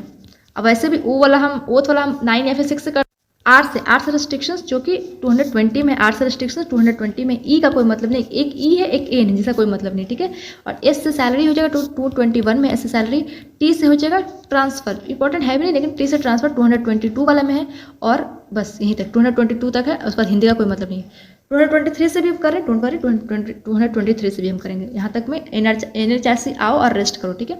चलो 223 से ऐसे करो, इसको थोड़ा सा डायरेक्ट ही करो पॉइंट में। हाँ, इसको ऐसे कर सकते हो 23, इसको 23 से ताई करो, ताई जी की एक्टिंग, ताई जी एक्टिंग कर रही हैं, ऐसा कुछ कर लो, ठीक है। और एक्टिंग के बाद एडिशनल रिटायर्ड, ये तो सीक्वेंस में याद हो जाएगा, एक्टिंग के बाद एडिशनल था, उसका रिटायर्ड था, ठीक है। 23 से 23 ताई जी एक्टिंग, तो याद हो जाएगा। 225 jurisdiction of high court important है। 226 writs very very important, 226 important है। इसको कैसे डायरेक्ट भी कर सकते हो, इसको ऐसे भी कर सकते हो। 226 से छवि आ रहा है, छवि किसी का नाम होता है तो किसी के नाम से आप रिलेट कर सकते हो रिट्स में, ठीक है। 227 में power of superintendence over subordinate courts, subordinate courts के ऊपर पावर होगा सुपरिटेंडेंट कोर्ट्स का। सुपरिटेंडेंट का मतलब होता है कि पर्टिकुलर स्टेट में जो हाई कोर्ट होगा उसका पावर होगा जो स्टेट में और भी सबऑर्डिनेट कोर्ट्स होंगे उसके ऊपर, ठीक है। 228 में transfer of cases to high court, high court में केसेस ट्रांसफर होंगे लोअर कोर्ट से भाई। 228 में सर्वेंट्स एंड द एक्सपेंसेस। 230 में extension of jurisdiction to UTs, UTs तक भी कोई कोई हाई कोर्ट्स के जो देखे होंगे कि उसमें यूटीज वाला भी शामिल होता है, ठीक है, तो वही चीज़ है। 231 में extension of jurisdiction to other state, और कोई कोई हाई कोर्ट देखोगे कि 2-3 स्टेट मिला के एक हाई कोर्ट बनता है, तो वो 231 में। और कोई कोई होता है कि यूटीज वाला भी, उस यूटीज का काम भी उसी हाई कोर्ट में हो रहा है, उसी स्टेट के हाई कोर्ट में हो रहा है, तो वो एक्सटेंशन हो गया, तो वो एक्सटेंशन यूटीज वाला 230 में है, एक्सटेंशन अदर स्टेट वाला 231 में है, ओके। वैसे 230 और 231 उतना इंपॉर्टेंट है नहीं, तो इसको ध्यान रखना भी मत। और वैसे भी लास्ट में तो ध्यान हो भी सकता है, नहीं भी हो सकता है, तो पर्सन टू पर्सन डिपेंड करता है, ठीक है, इंपॉर्टेंट नहीं है वैसे। सबऑर्डिनेट कोर्ट्स, इसमें तो बिल्कुल मैं तो ऐसे मानो तो इंपॉर्टेंट है नहीं, सबसे इंपॉर्टेंट आर्टिकल्स यूनियन में था, उसके बाद स्टेट में हाई कोर्ट इंपॉर्टेंट है थोड़ा सा अगर कहो तो। सबऑर्डिनेट कोर्ट उससे भी लिस्ट, सबसे लिस्ट इंपॉर्टेंट ये है, इंपॉर्टेंट नहीं है। 233 में अपॉइंटमेंट ऑफ डिस्ट्रिक्ट जज, डिस्ट्रिक्ट जज का अपॉइंटमेंट कौन कर रहा है, governor on the consultation of high court.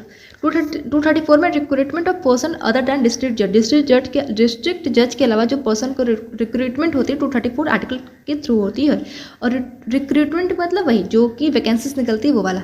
235 में control of high court on subordinate courts, अभी ऊपर देखा कि सबऑर्डिनेट कोर्ट्स पे कैसा कंट्रोल रहेगा, हाई कोर्ट करेगा। तो 236 में interpretation of loss of state legislature, ठीक है, इंटरप्रिटेशन का मतलब होता है व्याख्या करना, तो व्याख्या इसमें लिखा हुआ है।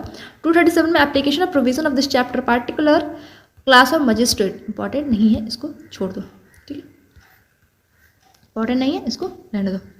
वैसे इसमें कोई भी इंपॉर्टेंट नहीं है, थोड़ा सा अगर देखना है तो 235 सर देख लेना, बाकी कोई इंपॉर्टेंट नहीं है।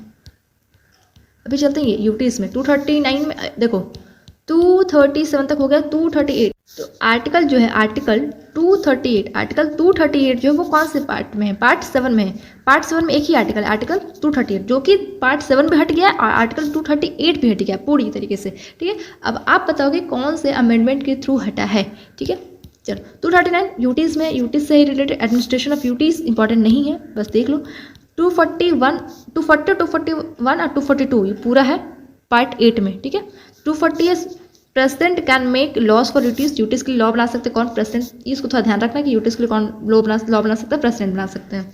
आर्टिकल मत याद करो, उतना जरूरी नहीं है, लेकिन इस चीज़ को याद रखना कि यूटीज के लिए लॉ कौन बना सकता है, तो प्रेसिडेंट। 241 में सेपरेट हाई कोर्ट होंगे यूटीज के लिए, यूटीज के भी अलग अलग हाई कोर्ट्स होते हैं, सेपरेट हाई कोर्ट्स होते हैं, तो ये 241 में लिखा है। 242 इंपॉर्टेंट नहीं, छोड़ दो। 242 तक हमारा खत्म हो गया। अब हम करेंगे 243 से। 243 से है पंचायती राज सिस्टम। 243 आर्टिकल 243 में local self government that is Panchayati Raj system है। ये एक ही आर्टिकल में है पूरा पंचायती राज सिस्टम। 243 ए से ओ तक में है, ठीक है। 243 ए से लेके ओ तक में है पूरा, तो हम सिर्फ ABCD पढ़ेंगे, ओके, पूरा नहीं पढ़ेंगे। 243 ए 243 बी ऐसे बार बार नहीं कहेंगे, ओके। 243 ए में क्या है, ग्राम सभा है। बी में क्या है, कॉन्स्टिट्यूशन ऑफ पंचायत, पंचायत का बनाना, ठीक है। सी में कंपोजिशन ऑफ पंचायत, इसमें क्या क्या कंपोजिशन, पंचायत में क्या क्या चीज़ें होंगी, क्या क्या उसमें एलिमेंट्स होंगे, वो सब। डी में है रिजर्वेशन ऑफ सीट्स का रिजर्वेशन पंचायतों में, अब लोग वुमेन का रिजर्वेशन होता है, लोअर कास्ट का रिजर्वेशन होता है, ऐसा होता है ना। डी में ड्यूरेशन ऑफ पंचायत का ड्यूरेशन कितना होगा। एफ में डिस्क्वालिफिकेशन, किस बेसिस पर डिस्क्वालीफाई किया जाएगा। जी में पावर रिस्पॉन्सिबिलिटीज़, उनकी पावर क्या है, उनकी रिस्पॉन्सिबिलिटीज़ क्या है। एच में टैक्सेस एंड फंड्स है। आई में है कॉन्स्टिट्यूशन ऑफ फाइनेंस कमीशन, एक फाइनेंस कमीशन का एक फाइनेंस कमीशन को बनाना है, इस चीज़ से रिलेटेड है 243 आई। जे में ऑडिट ऑफ अकाउंट, अकाउंट का ऑडिट करने का, जांच करने का है। के में इलेक्शन है, पंचायत में जो इलेक्शन होते हैं वो। एल में एप्लीकेशन टू यूटीज। एम में not apply in Nagaland, Meghalaya, Mizoram, Manipur. इन 4 जगहों में, इन 4 स्टेट में, पूरे नहीं, 4 स्टेट के हिली एरियाज में ये Panchayati Raj system, local self government apply नहीं होंगी। एन में continuance of existing law. O में bar to interference by court in electoral matter. Electoral matter में कोर्ट जो है वो कोई इंटरफेरेंस नहीं करेगी, इलेक्टोरल मैटर में कोर्ट कोई इंटरफेरेंस नहीं करेगी। अब इसको हम ट्रिक से देखते हैं, ठीक है। तो ए में ऊपर, सबसे ऊपर में ग्राम सभा है, याद रख लेना, स्टार्टिंग का ये है। तो बी से बनाना, कॉन्स्टिट्यूशन में बनाना, कॉन्स्टिट्यूट करना, बनाना, तो बी से बनाना। सी से कंपोजिशन हो जाएगा, सी से कंपोजिशन ही हो जाएगा। डी से, अब रिजर्वेशन हम किसको देते हैं, रिजर्वेशन हम किसको देते हैं, डिप्रेस्ड क्लास को। डी से डिप्रेस्ड क्लास, डिप्रेस्ड क्लास को क्या देते हैं, रिजर्वेशन, तो रिजर्वेशन हो गया। ई से ईयर से हो जाएगा ड्यूरेशन, ड्यूरेशन। एफ से फेल, अब फेल किसको करेंगे भाई, जो डिस्क्वालीफाई हो जाएगा उसको फेल कर देंगे, ऐसे करके, मतलब याद करने के लिए। जी से जी हुजूरी किसके सामने करते हैं, जिसके पास बहुत पावर होता है उसके सामने हम क्या करते हैं, जी हुजूरी करते हैं, तो जी हुजूरी। एच से हो जाएगा, एक ब्रांड है HTC ब्रांड, एक पुराना ब्रांड है, तो उससे याद कर सकते हैं। HTC में टी आ रहा है, या तो आपके पास कोई ऐसा ब्रांड आपको पता हो जिसमें टी आता हो, तो आप वो ब्रांड से उसको यहाँ पे रिप्लेस भी कर सकते हो, ठीक है। आई से हो जाएगा इनकम, अब फाइनेंस कमीशन बनाना है, फाइनेंस कमीशन इनकम सबसे रिलेटेड हो गया, तो इनकम, आई से इनकम। जे से जांच, ऑडिट करना है, जांच करना है। के से कैंडिडेट, अब इलेक्शन में कौन खड़ा होगा, कैंडिडेट खड़ा होंगे, तो के से कैंडिडेट कर देना है यहाँ पे। एल से हो जाएगा एप्लीकेशन में ल आ रहा है, एप्लीकेशन, तो ल हो जाएगा। एम से हो जाएगा कि ये सब चारों जगहों में नहीं अप्लाई होगा, तो हिली एरियाज में, ये सब चारों जगहों के हिली एरियाज में नहीं अप्लाई होगा, तो हिली एरियाज को एज ए मिसिंग एरिया भी मान सकते हो, तो एम से मिसिंग एरिया, या फिर तीनों में तो एम आ रहा है ना, बस इसमें एन है, लेकिन तीनों में तो एम है, एम मेजॉरिटी में है, तो एम से याद कर लेना वैसे। एन से continuous of existing law, continuous को हिंदी में क्या पड़ता है, निरंतर, तो न से निरंतर, या फिर कंटिन्यूअस में न वाला आ रहा है। ओ से, ओ लास्ट वाला अपने आप याद करना कि ओ लास्ट में क्या है कि इंटरफेयर नहीं करने का है, ओके। 243 खत्म हो गया, अब हम करेंगे 244 पार्ट 10 में आता है। 244 में क्या है कि प्रोविजन दी हुई है, किस चीज़ के लिए, प्रोविजन फॉर शेड्यूल ट्राइब और शेड्यूल एरियाज, ये सब के लिए, शेड्यूल एरिया और शेड्यूल ट्राइब्स के लिए प्रोविजन दिया हुआ है, ठीक है, शेड्यूल एंड ट्राइबल एरियाज के लिए, ठीक। तो उसमें क्या है कि ट्राइबल एडवाइजरी काउंसिल बनाना है, उनके वेलफेयर के लिए काम करना है, ये सब चीज़ें लिखी हुई है आर्टिकल 244 में।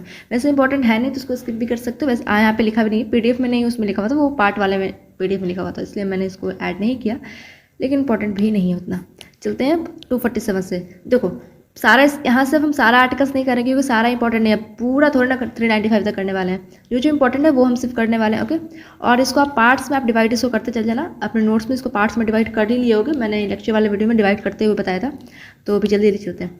आर्टिकल 247 ये किस में है, ये पार्ट 11 में आता है, यहाँ से पार्ट 11 स्टार्ट हो गया, जो कि यूनियन और स्टेट के रिलेशंस को लेके हैं। तो आर्टिकल 247 में एम्पावर करता है पार्लियामेंट को establish additional court for betterment के लिए एडिशनल कोर्ट्स भी एस्टैब्लिश कर सकता है, कौन कर सकता है, पार्लियामेंट, एक से ज़्यादा भी कोर्ट और भी कोर्ट्स बना सकता है वो।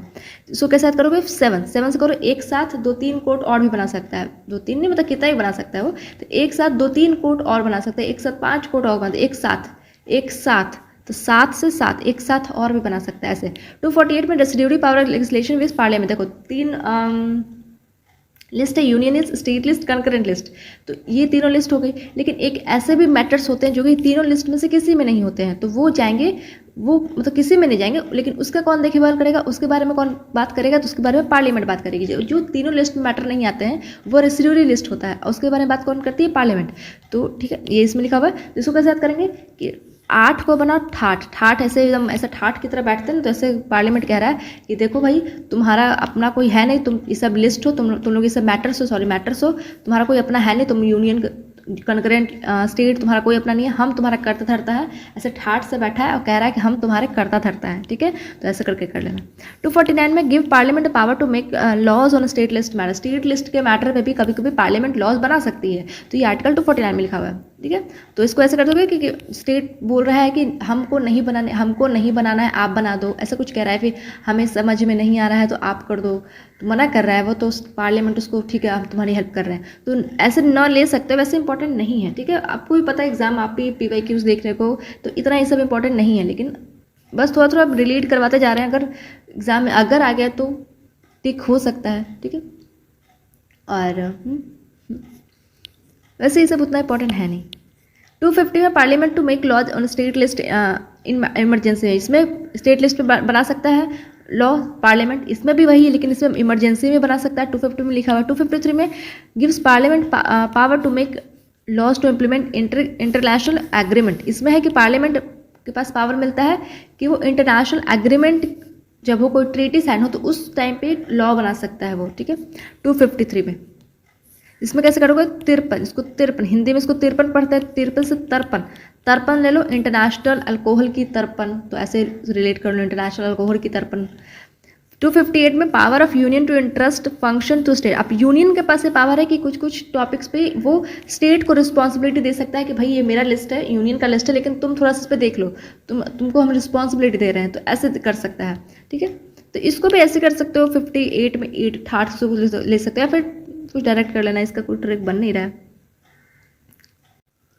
258 ए में है the power of state to entrust function to union, state के पास से पावर है कि कुछ कुछ मैटर पे वो बोल सकता है यूनियन को कि आप इसकी रिस्पॉन्सिबिलिटी देख लो, वैसे स्टेट लिस्ट का ये मैटर है लेकिन आप इसकी रिस्पॉन्सिबिलिटी देख लो, ठीक है। 263 में इंटर स्टेट काउंसिल, आप बताओगे कमेंट बॉक्स में कि इसमें कितने मेंबर्स होते हैं, तो इंटर स्टेट काउंसिल 263, इसको याद कैसे करोगे, वैसे तो इंपॉर्टेंट, हाँ बहुत इंपॉर्टेंट है ये आर्टिकल, इसको कैसे याद करोगे, इंटर स्टेट काउंसिल कितने वर्ड से बना है, इंटर स्टेट काउंसिल 3 वर्ड से बना है ना, तो उसके लास्ट में 3 है ना, तो ऐसे कर लो।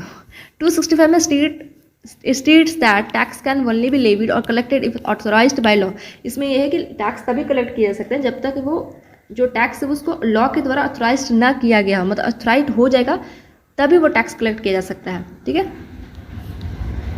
इसमें कैसे करोगे, इसको पढ़ो हिंदी में 65, इसको 65 पढ़ते हैं ना 65, तो इसको 65 से पाई ले लो, 65 ऐसे कुछ पढ़ो इसको 65, तो कह रहा है कि टैक्स कलेक्ट किया जाएगा जब तक ऑथराइज नहीं होगा तब तक नहीं कलेक्ट किया जाएगा, और हम पाई हिसाब लेंगे, 65 से पाई हिसाब लेंगे कि तुमने कुछ इलीगल टैक्स तो नहीं कलेक्ट कर लिया है, पाई हिसाब लेंगे 65, ठीक है।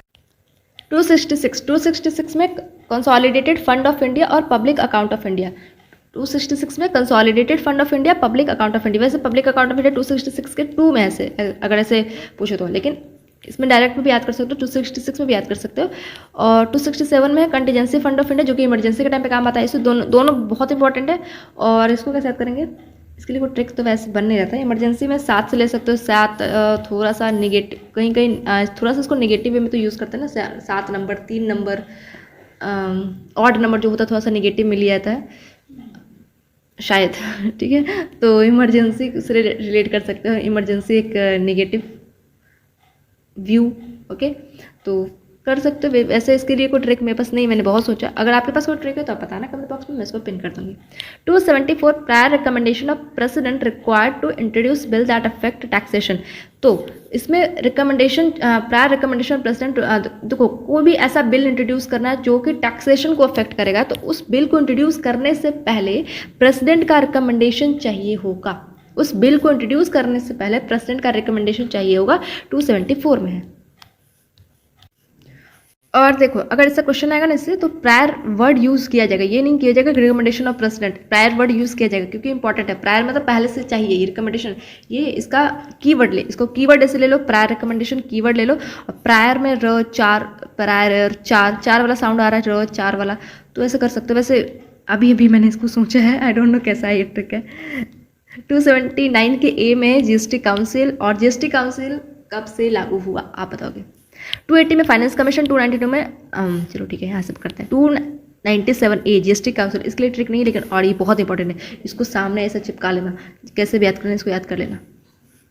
280 में फाइनेंस कमीशन, इसको कैसे याद करोगे, फाइनेंस 80 से करो अच्छी, अब भाई फाइनेंस बहुत अच्छी होती है, फाइनेंस पैसा वगैरह बहुत अच्छा लगता है अच्छी, 292 borrowing by union, borrowing by union what, money जो है, मनी यूनियन जो है मनी बोरो कर सकती है, ठीक है, 292 में है। और 293 में बोरोइंग बाय स्टेट भी मनी बोरो कर सकती है। कहाँ से कर सकती है भाई, स्टेट कहाँ से करेगी, इंडिया भर में से करेगी, दूसरे स्टेट से करेगी, क्योंकि इंडिया में ही है, तो वैसा विद इन द इंडिया 293 में। ये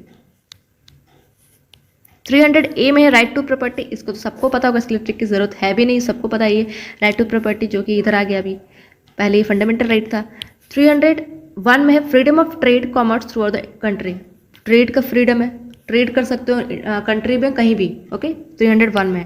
302 में to impose restriction on trade and commerce, अब देखो फ्री तो दे दिया, फ्री गवर्नमेंट टिका दिया, आप कहीं भी स्टेट में, इस स्टेट से उस स्टेट कहीं भी आप ट्रेड कर सकते हो, फ्रीडम है, लेकिन आप फ्रीडम के नाम पे कोई स्मगलिंग ना करना, कुछ गलत काम ना करने लगे, तो इस थोड़े से रिस्ट्रिक्शंस तो लगानी पड़ेगी। तो इसमें 302 के तहत थोड़ा सा रिस्ट्रिक्शंस लगाया गया है। 303 में limit legislative power of union state to make laws about the trade. अब इसमें क्या है 303 में कि अब जो रिस्ट्रिक्शंस लगाएगी गवर्नमेंट, अब ये ना हो कि वो रिस्ट्रिक्शंस लगाए तो एक स्टेट को वो फेवर कर दे, दूसरे स्टेट को वो बहुत ज़्यादा रिस्ट्रिक्शंस लगा दे, तो गवर्नमेंट भी कुछ धांधली कुछ ऊपर नीचे खराब ना कर दे, इसलिए गवर्नमेंट की भी रिस्ट्रिक्शंस है, गवर्नमेंट उनकी भी पावर लिमिट है कि वो कहाँ तक रिस्ट्रिक्शंस लगा सकते हैं, तो ये 303 में है, ठीक है। तो ये तीनों को अब याद कर लेना एक ही सीक्वेंस में। फ्रीडम है, अब फ्रीडम रहती है तो थोड़े से रेस्ट्रिक्शंस भी रहती है, रिस्ट्रिक्शंस है तो जो रिस्ट्रिक्शंस लगा रहा है उसके ऊपर भी थोड़े से रिस्ट्रिक्शंस लगी हुई है, ओके। 1 2 3, हाँ 1 2 3 से इसको ले लेना, 1 2 3। 312 में ऑल इंडिया सर्विस है, 300 और 315 से हम अभी दूसरे PDF में जाने वाले हैं, क्योंकि ठीक इसको कैसे याद कर सकते हैं, 392 कैसे कर सकते हैं। देखो बोरोइंग बाय यूनियन, इसमें यूनियन से कोई बोरो लिया, पैसा लिया और क्या किया, 9 2 11 हो गया, 9 2 11, 9 2 का भाग गया, ऐसे कर लेना। जब इसको रिलेट करो विजय माल्या बता रखा है, बहुत ज़्यादा पैसा लेके भाग गया है, तो यूनियन से सब पैसा लिया और 9 2 11 हो गया, 9 2 11 इसको कर लो, भाग गया, ठीक है। अब उसके बाद स्टेट कर 9 3 अपने आप कर लेना, और फाइनेंस तो करवा दिया। 1 2 3 से कर लेना trade, freedom of trade, property ना 300 में 300 प्रॉपर्टी का ही ट्रेड कर रहा है, तो ऐसे रिलेट कर लोगे। 300 के बाद 301 से ट्रेड वाला है, ओके। 312 इसको डायरेक्ट करना भाई, वहाँ से करवाते हैं। अब यहाँ आ जाओ, देखो वहाँ पे आर्टिकल्स तो नहीं लिखे हुए थे, वहाँ पे एक ही जगह लिखा हुआ था, इसलिए यहाँ पे आ जाओ। तो 312 तक हमने कर लिया, 313 नॉट इंपॉर्टेंट, 314 नॉट इंपॉर्टेंट, 315 से कर ले, 315 से 323 तक, 323A भी ले सकते हो, 323 तक भी बोल सकते हो।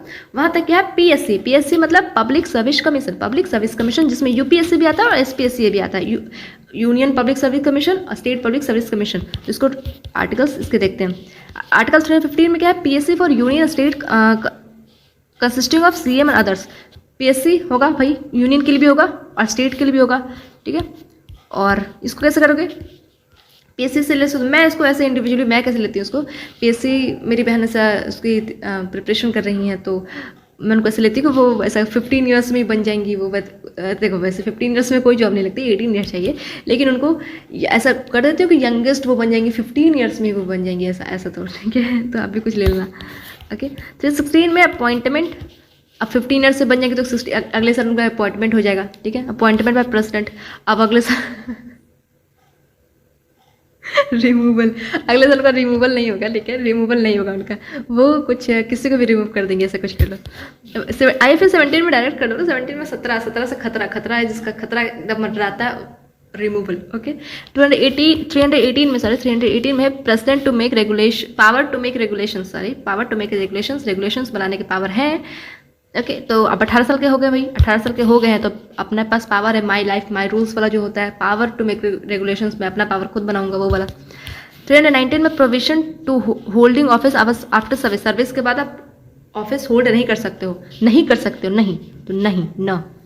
320 में ड्यूटीज़ है, ड्यूटीज़ 20, एक ही तरह साउंड नहीं कर रही, 20 ड्यूटीज़। 321 में power to extend function of PSC के फंक्शंस को एक्सटेंड करने का है, इसमें पावर लिखा हुआ है, तो 321 इसको कैसे करेंगे, इसको पता नहीं कैसे करेंगे। 322 एक्सपेंसेस हैं उसके, एक्सपेंसेस। 323 एनुअल रिपोर्ट, अब लास्ट में है, लास्ट ही आर्टिकल है PSC का, तो लास्ट में रिपोर्ट जमा करो भाई, एनुअल रिपोर्ट जमा करो। 323 बैक टू दिस PDF, ये वाला भी हम जस्ट करके हटे हैं, ठीक है। अब 323A 323B 323A में है ट्रिब्यूनल्स, ठीक है, 323A या 323B दोनों में ट्रिब्यूनल्स है, ओके। और वहाँ जो PSC में 323A लिखा होता है उसको A हटा देना, यहाँ पे ट्रिब्यूनल वो ये है। 324 से 329 इलेक्शन, जो कि हम वापस सब दूसरे पीरियड में जाने वाले हैं। और उसके बाद ठीक है, चलो चलते हैं।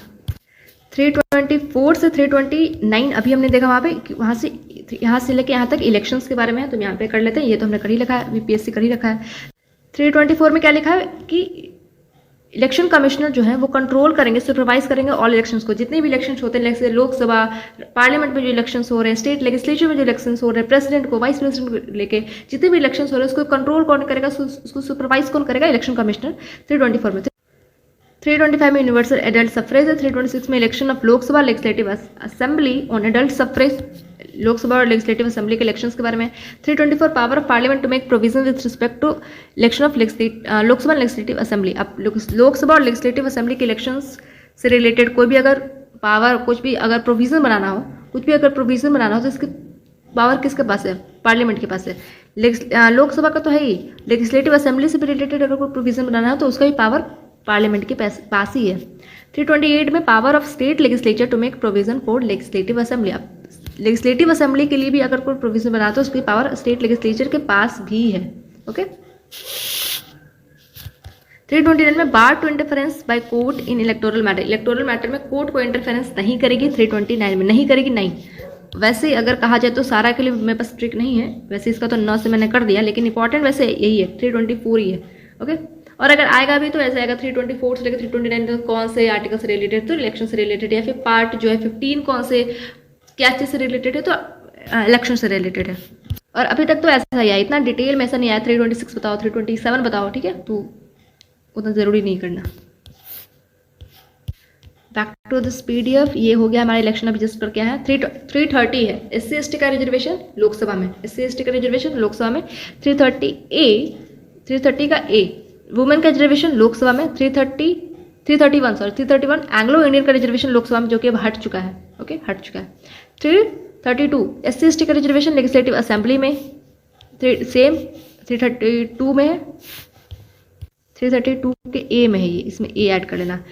वुमेन का रिजर्वेशन लेजिस्लेटिव असेंबली में, और 333 में एंग्लो इंडियंस का रिजर्वेशन लेजिस्लेटिव असेंबली में, जो कि ये भी हट चुका है।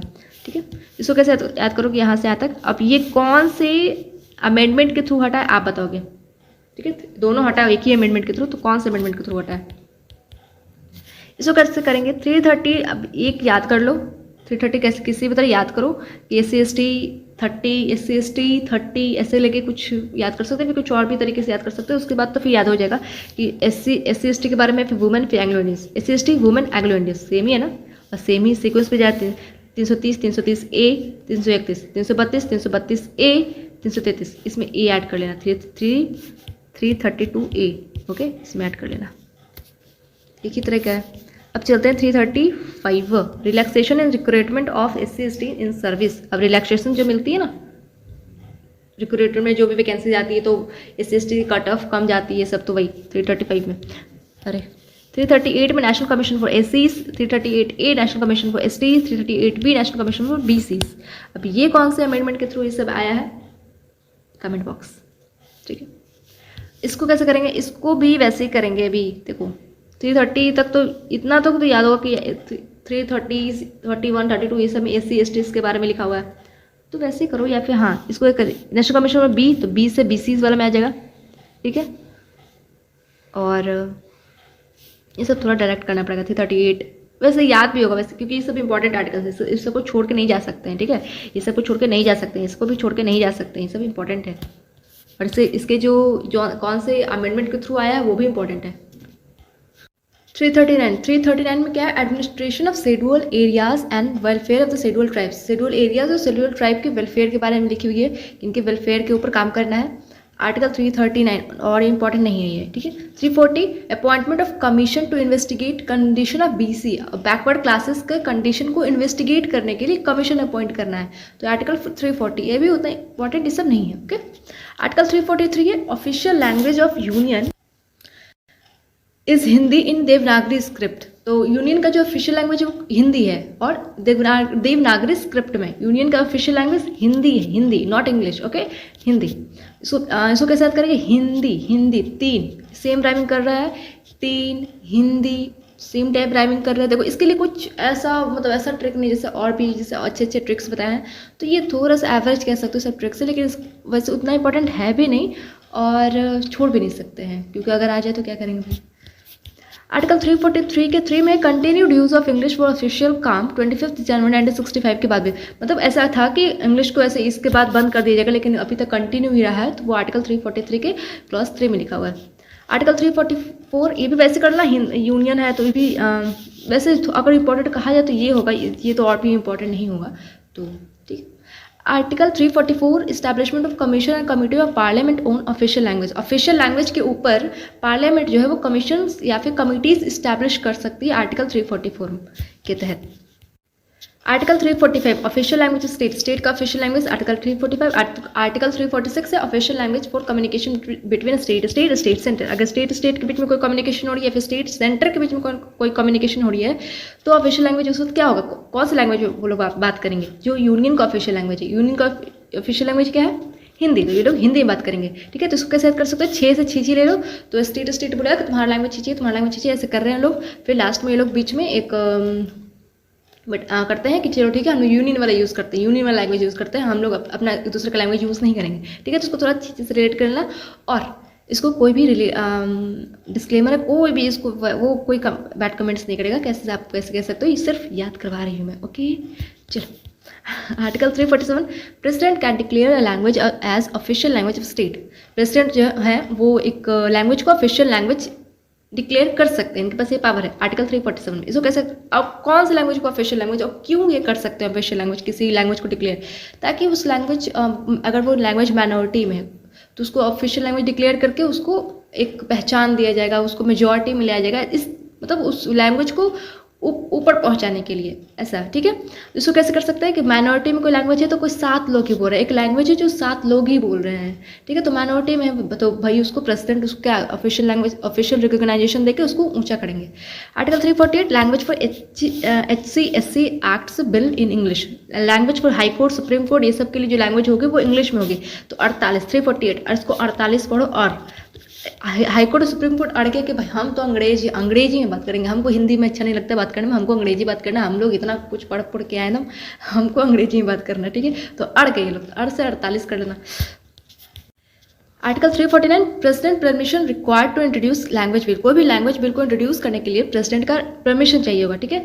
तो अगर वो बोलेंगे नहीं, परमिशन नहीं देंगे, तो फिर वो नहीं होगी, वो पास नहीं होगा, ओके। इंट्रोड्यूस ही नहीं होगा, पास तो दूर की बात है, इंट्रोड्यूस ही नहीं होगा।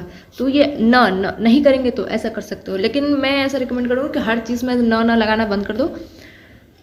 जहाँ पे ज़रूरी ज़्यादा हो वहाँ पे लगो, वैसे इतना इंपॉर्टेंट है नहीं है आर्टिकल, तो थोड़ा डायरेक्ट भी कर सकते हो, उतना इंपॉर्टेंट नहीं है तो ज़्यादा खिचड़ी बन जाएगा हर जगह न ऐसे। Article 350 language used for redressal of grievance.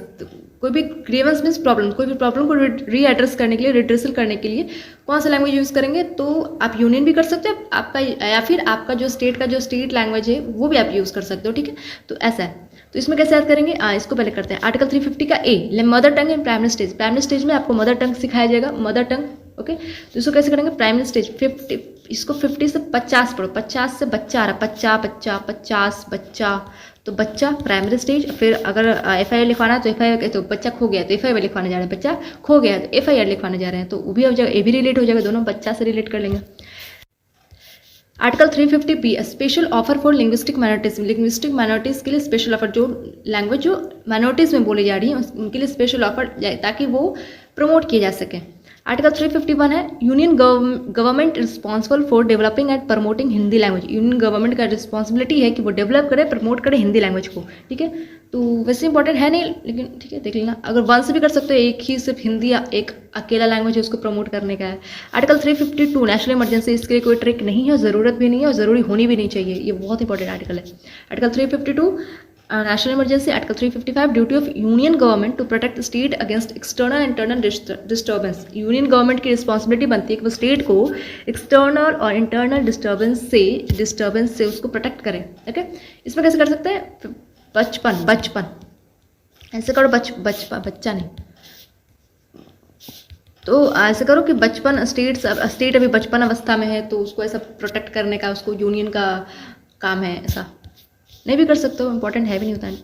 356 state emergency, 358, 359 important है। 358 में आर्टिकल 19 जो है सस्पेंडेड इमरजेंसी के टाइम सस्पेंड कर दी जाएंगे। और आर्टिकल 19 में क्या है, कमेंट बॉक्स में लिखो। आर्टिकल 359 में है आर्टिकल 20 और 21। आर्टिकल 20 और 21 है क्या, कमेंट बॉक्स में। आर्टिकल 20 और 21 जो इमरजेंसी के टाइम पे नहीं सस्पेंड किए जाएंगे, इमरजेंसी के कभी भी नहीं सस्पेंड किए जाएंगे, आर्टिकल 20 और 21। तो इसको कैसे करोगे, नहीं किए जाएंगे। तो न वाला में नहीं किए जाएंगे और इसके पहले वाला में है कि तो किए जाएंगे 58 वाला में। ओके, आर्टिकल 360 फाइनेंशियल इमरजेंसी, ये इंपॉर्टेंट है, इसके लिए भी ट्रिक की जरूरत नहीं होनी चाहिए। Article 361 protection of president and governor for criminal proceedings and arrest during term of office. President और गवर्नर को जब वो अपने ऑफिस टर्म में हो तो उनको अरेस्ट नहीं किया जा सकता है, अगर चाहे वो मर्डर ही क्यों ना कर दो, उनको अरेस्ट नहीं किया जा सकता है। उनको अरेस्ट कब किया जाएगा, वहाँ से उनको हटाया जाएगा, उस पद से उनको हटाया जाएगा, तब उनको अरेस्ट किया जाएगा। ठीक है। Article 360 amendment, very very important, ये भी याद होना चाहिए। आर्टिकल 370 सब नहीं करवा रही, देखो 360 369 नहीं किया, स्किप कर दिया क्योंकि इंपॉर्टेंट नहीं है। वैसे तो इतना सारा मैं लिखवाई हूँ, तो ऐसा नहीं कि सारा इंपॉर्टेंट जो मैंने लिख दिया है, मतलब नहीं इंपॉर्टेंट है, लिस्ट इंपॉर्टेंट है, सब इंपॉर्टेंट भी नहीं, आप बस एक बार गो थ्रू कर लो, बस काफ़ी है। ओके, क्वेश्चंस एक आध बार कभी आगे होंगे तो ऐसे ले लिया। आर्टिकल 370 टेम्प्रेरी प्रोविजन, ये important article 370 temporary provision for Jammu and Kashmir, जो कि 1949 में as a special status grant किए गए थे, आर्टिकल 370 के थे, जो कि अब हटा दिए गए हैं। ओके, हटाए कब गए हैं, 2019 में हटाए गए, सबको पता होगा। आर्टिकल 371 स्पेशल प्रोविजन, जिससे जम्मू एंड कश्मीर को मिला था, और भी स्टेट्स को कुछ कुछ स्पेशल प्रोविजन, इनको तो ज़्यादा मिला था, लेकिन और स्टेट्स से इनको कुछ कुछ मिला है, जिससे महाराष्ट्र गुजरात को मिला है। आर्टिकल 371 में, आर्टिकल 371 के ए में है और भी स्टेट्स को मिला है, जैसे नागालैंड। आर्टिकल 371 के बी, आर्टिकल 371 के सी, तो ऐसे सब 371 सब में ऐसा ऐड कर सकते हो, सी डी ई एफ जे तक ऐसे चलेगा। तो 371 आर्टिकल्स तो डायरेक्ट याद करना, आर्टिकल 370 पता होगा, जम्मू कश्मीर से रिलेटेड है, तो हो जाएगा। आर्टिकल 370 स्पेशल प्रोविजन दिया गया, तो उसी के बाद और भी स्टेट्स है जिसको स्पेशल प्रोविजन दिया गया। ओके, मैं स्टेट्स याद करवाती हूँ।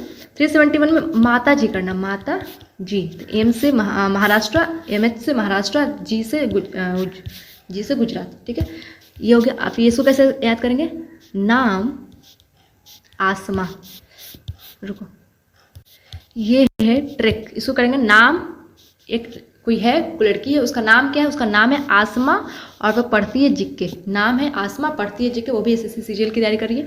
तो एन से नागालैंड, ए से असम, एम से मणिपुर। ओके,